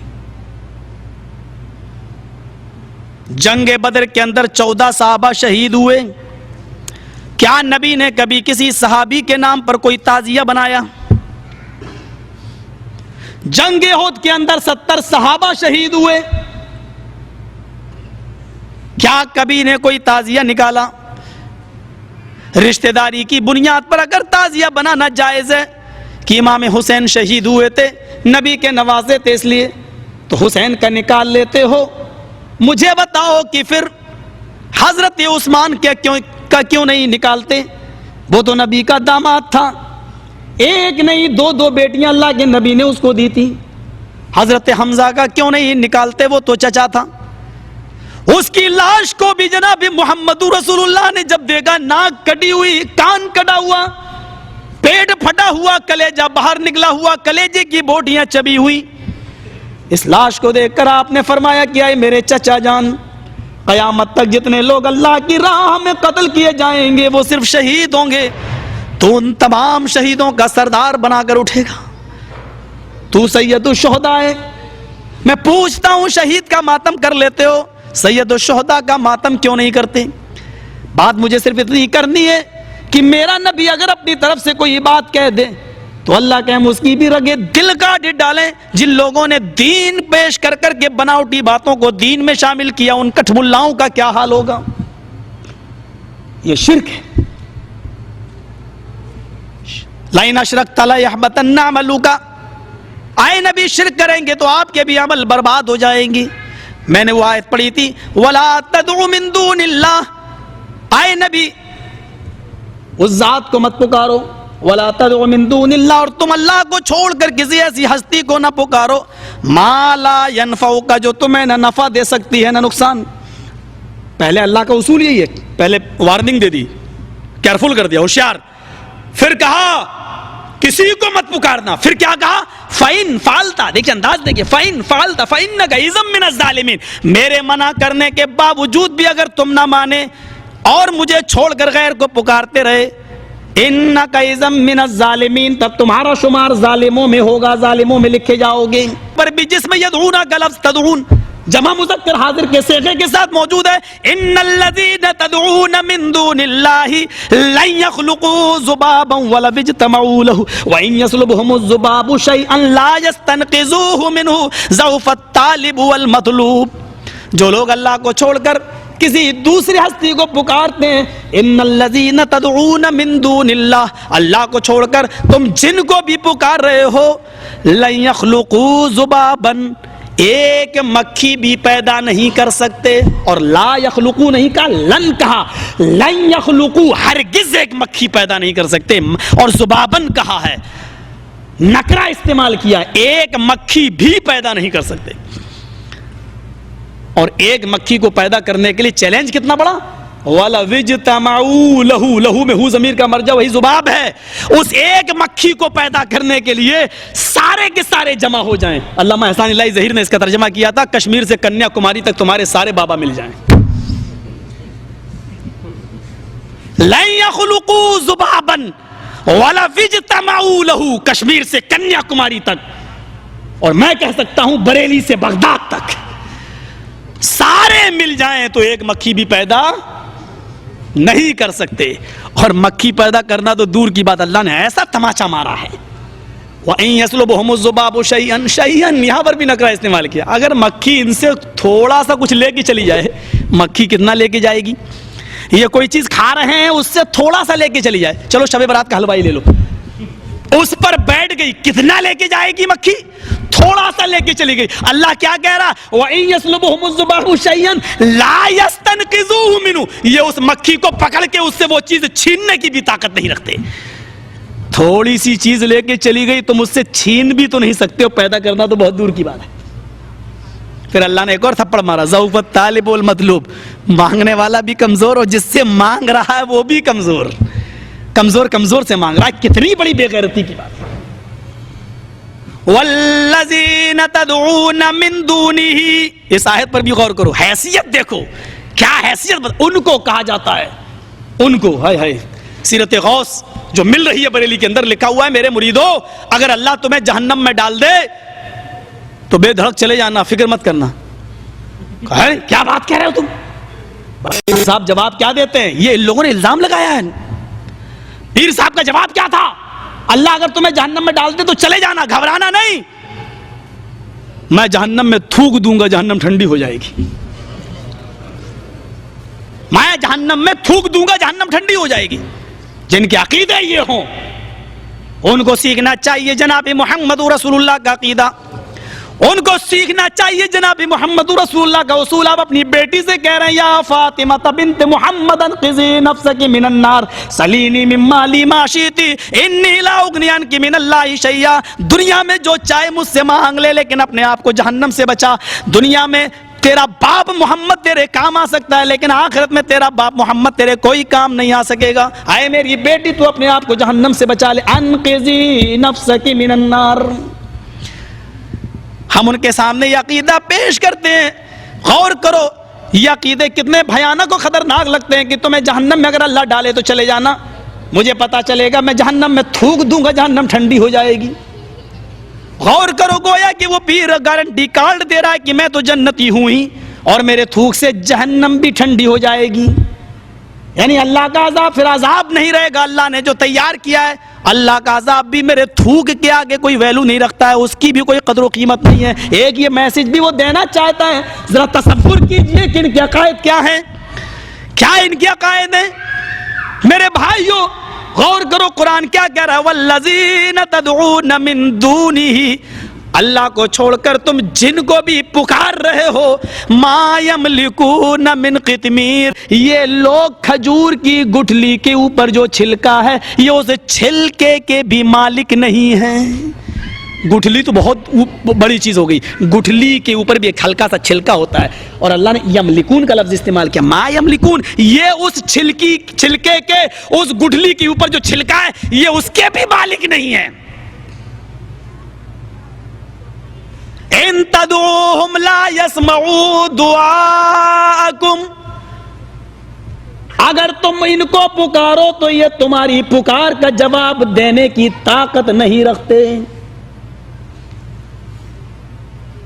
نہیں، اگر تم ان کو پکارو نہیں سن سکتے. یہ ان تدعوہم لا یسمعوا دعاءکم، اگر تم ان کو پکارو تو یہ تمہاری پکار سن نہیں سکتے. پھر انداز دیکھیے، ولو سمعوا، اگر سن بھی لیں. پہلے تو صاف کہہ دیا سن نہیں سکتے. چلو تمہارے عقیدے کے مطابق تم نے جو گڑھ لیا ہے، اور اللہ عالم الغیب تھا، اس کو معلوم تھا کہ تم گڑھو گے، اس لیے اس نے اس انداز سے پھر ڈرایا. چلو ولو سمعوا، چلو اگر سن بھی لیا کسی طریقے سے بالفرض محال، مستجابوا لکم، تو جواب نہیں دے سکتے.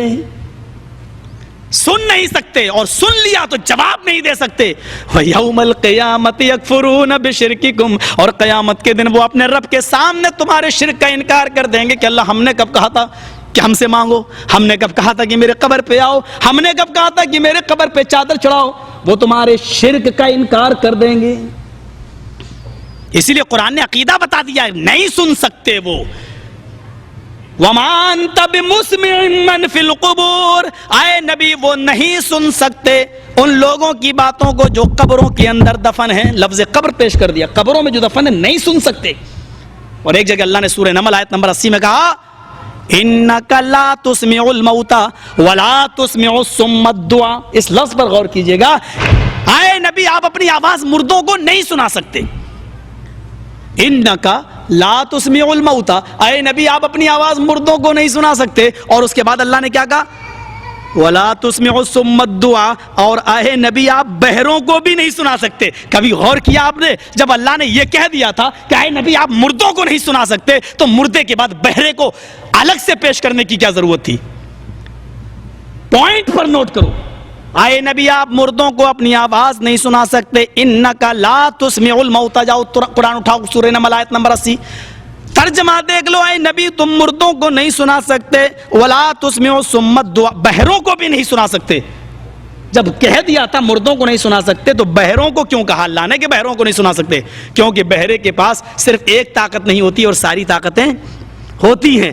اللہ صرف اس کے کان کی سماعت کو سلب کرتا ہے، بقیہ ساری طاقتیں اس کی موجود ہیں. وہ ہاتھ سے پکڑ سکتا ہے، پیر سے چل سکتا ہے، زبان سے بول بھی سکتا ہے، آنکھ سے دیکھ بھی سکتا ہے، ذہن سے سوچ بھی سکتا ہے، کھا بھی سکتا ہے. اس کے پاس چلنے کی طاقت ہے، اس کے پاس اٹھنے کی، بیٹھنے کی، سونے کی طاقت ہے، کھانے پینے کی طاقت ہے، بولنے کی طاقت ہے، دیکھنے کی طاقت ہے. ہم نے اس کو ساری طاقتیں دی ہیں، صرف ایک طاقت اس سے چھینی ہے، سننے کی. صرف سماعت کو ہم نے سلب کیا ہے. اے نبی جس سے ہم صرف ایک طاقت چھینتے ہیں، سماعت، اور ساری طاقتیں اس کے پاس موجود ہیں. جس سے ایک طاقت چھینی ہو اس کو آپ نہیں سنا سکتے، اور جس کی ساری طاقتوں کو ہم نے چھین لیا ہو اس کو آپ کیا سنا پائیں گے؟ ایک طاقت جس کے چھینی ہو اس کو آپ نہیں سنا سکتے، اور جس سے ساری طاقتیں ہم نے سلب کر لی ہوں اس کو آپ کیا سنا پائیں گے؟ اتنی موٹی سی باتیں. لیکن نہیں، ولی صاحب آپ کی ساری باتیں صحیح، لیکن ہم تو 9 9 19 کہیں گے، ہمارے باپ نے 18 بتایا ہی نہیں ہے. ہم تو وہی کہیں گے، بابا تیرے در پہ آیا ہوں تو جھولا جھولی بھر کے جاؤں گا.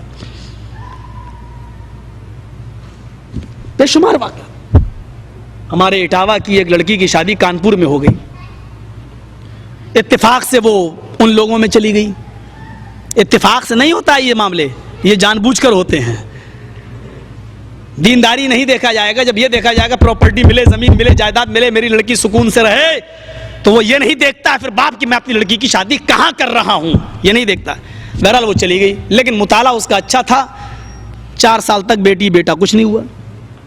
اس کے گھر میں جو اس کی نند تھی وہ بہت کہتی تھی چلو ہمارے ہاں ایک بابا ہیں ان کے پاس چلو، جو جاتا خالی ہاتھ نہیں لوٹتا، انشاءاللہ تمہیں بھی بیٹا بیٹی ضرور ملے. اور وہ نہیں جاتی تھی. ایک دن وہ غصے میں اپنے بھائی سے کہنے لگی اس کو چھوڑو، طلاق دو.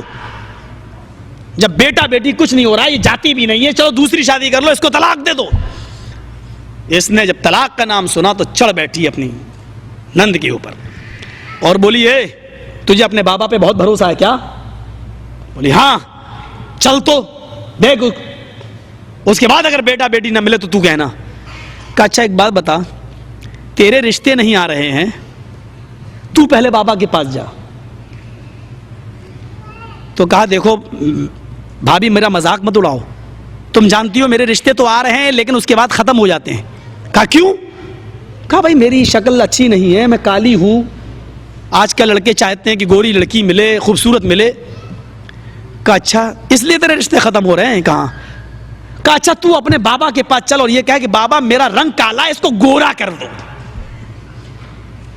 اگر تیرے بابا نے تیرے کالے رنگ کو گورا کر دیا اور تیرا رشتہ طے ہو گیا تو پھر میں چلوں گی تیرے بابا کے پاس. یہ کیا بات رہی؟ کالا رنگ بھی کہ گورا ہو سکتا ہے بابا کے پاس جانے سے؟ کہا جب تیرا بابا تیرے رنگ کو گورا نہیں کروا سکتا تو مجھے بیٹا بیٹی کیا دلوا سکتا ہے؟ اور یہی بات پورے گھر کی اصلاح کے لیے کافی ہو گئی. پورا گھر اہل حدیث ہو, پورا گھر کنورٹ ہو گیا. سمجھا دیا گیا, سمجھا دیا گیا. یا تو باقاعدہ کہا جا رہا ہے کہ نہیں صاحب اللہ ڈائریکٹ سنتا ہی نہیں ہے, ان کو ان کے پاس جاؤ, ان سے کہو, یہ دعائیں لے کر اوپر جاتے ہیں. میری سمجھ میں نہیں آتا کہ نماز بھی تو ایک دعا ہے, اس میں آپ نے کہا اہدنا الصراط المستقیم صراط الذین انعمت علیہم غیر المغضوب علیہم ولا الضالین. یہ دعا ڈائریکٹ کیسے چلی جاتی ہے میری سمجھ میں نہیں آتی. وضو کے بعد کی دعا ڈائریکٹ کیسے چلی جاتی ہے؟ ان ساری دعاؤں پر تو کبھی آپ یہ نہیں کہتے کہ بابا میری دعا لے کر اوپر جاؤ. صرف بیٹا بیٹی کا معاملہ آتا تو آپ کہتے ہیں کہ بابا میری دعا اوپر تک لے جاؤ, اللہ سے قبول کروا دو, اللہ کو منا لو, اللہ کو راضی کر دو. اور ساری دعائیں اللہ ڈائریکٹ قبول کرے, صرف بیٹا بیٹی کی دعا اللہ ڈائریکٹ نہ قبول کرے, یا ٹھیکہ دے رکھا ہو. ذرا غور کرو میرے بھائیو, کیا معاملات ہیں, ذرا سوچئے تو صحیح. ایک اس کو اس انداز سے سمجھنے کی کوشش کرو کہ ایک آدمی تھا, ایک لطیفہ ہے یہ, ایک آدمی تھا وہ ڈائریکٹ کبھی مانگتا ہی نہیں تھا, یہاں تک کہ نماز اور روزہ جیسی عبادت بھی بابا اللہ تک پہنچا دو. نماز پڑھتا تھا, کہتا تھا بابا میری نماز اللہ تک پہنچا دو. ایک دن یہ بیٹھا بیچارہ گاڑی پہ جا رہا ہے اور گاڑی پہاڑ کے اوپر چل رہی ہے, پھسل جاتی ہے, بریک فیل ہو جاتے ہیں, پہاڑ کے اوپر سے نیچے گرتا ہے. لیکن ڈرائیور کو معلوم ہے کہ پہاڑ کے جڑ سے, بیچ سے درخت کی جڑ نکلی ہوئی ہے. اس نے ڈھکن کھولا, کھڑکی کھولی اور کود گیا اور وہ بیچ میں آ کر پیڑ پر لٹک گیا, ایسے نیچے لٹکا ہے. اور ماروتی نیچے گری, گاڑی نیچے گری اور وہ آدمی جتنے بیٹھے تھے سب مر گئے. اب یہ اوپر دیکھتا ہے تو 2 کلومیٹر اونچا پہاڑ, نیچے دیکھتا ہے تو 2-3 کلومیٹر گہری کھائی, پیڑ پکڑا ہوا درخت. آج اس کو نہ اجمیر والا یاد آ رہا ہے نہ کچھوچا والا. آج وہ ڈائریکٹ اس پوزیشن پہ کہتا اللہ اے اللہ تو مجھے بچا لے. اللہ نے کہا فرشتوں ادھر آؤ تو ذرا دیکھو تو صحیح, اس سڑے ہوئے منہ سے کیا آواز نکل رہی ہے. آج تک ڈائریکٹ اس نے میرا نام نہیں لیا اور آج ڈائریکٹ کہہ رہا اللہ مجھے بچا لو. فرشتوں نے کہا اللہ مجھے تو دال میں کالا نظر آتا ہے. اللہ نے کہا کالا کیسے کالا, دیکھ رہے ہو ڈائریکٹ اللہ اللہ کر رہا ہے. اللہ اس کا امتحان لے کے دیکھ, مجھے نہیں بھروسہ ہے کہ یہ تیرے اوپر. اللہ نے کہا اچھا میں اس کا امتحان لیتا ہوں. اللہ نے کہا میرے بندے تیرے اوپر مصیبت آئی, میں تجھے بچانے کے لیے تیار ہوں, میری ایک شرط پوری کر دے. کہا اللہ کیا تیری شرط, جلدی بتا میں پوری کر دوں, تو مجھے بچا لے بس. تیری 20 شرطیں بھی میں پوری کر دوں گا. اللہ نے کہا ایک پوری کر, 20 شرطیں پوری کرنے میں نانی مر جائیں گی, پھر ایک شرط پوری کر. کہا اللہ جلدی بتا کیا ہے تیری شرط, میں پوری کرتا ہوں, تو مجھے بچا لے. اللہ نے کہا میری شرط یہ ہے بندے تو اپنے دونوں ہاتھ چھوڑ دے. اللہ نے کہا میرے بندے میری شرط یہ ہے کہ تو اپنے دونوں ہاتھ چھوڑ دے, اوپر پکڑا ہوا نیچے. کہا اللہ بات تو تیری ٹھیک ہے لیکن شرط بڑی ہارڈ ہے, بڑی تگڑی شرط ہے. پہلے تو بتا اگر میں چھوڑ دوں نیچے گروں گا تو بچائے گا کیسے؟ فرشتوں نے کہا دیکھ اے اللہ میں نے کہا تھا آج بھی تیرے بندے کو تیرے اوپر یقین نہیں ہے, آج بھی میں نے کہا تھا نا دال میں کالا. اللہ کہتا ہے چھوڑنا تیرا کام, بچانا میرا کام. نہ پہلے تو بتا کہ بچائے گا کیسے. 3-4 دن ہوئے, آٹومیٹک آئرن کی کمی, کیلشیم کی کمی, پیاس کی شدت, کمزوری پڑی, نیچے گرا, مر گیا. اب کیا کہوں, رام رام ستیہ ہو گئی, مر گیا.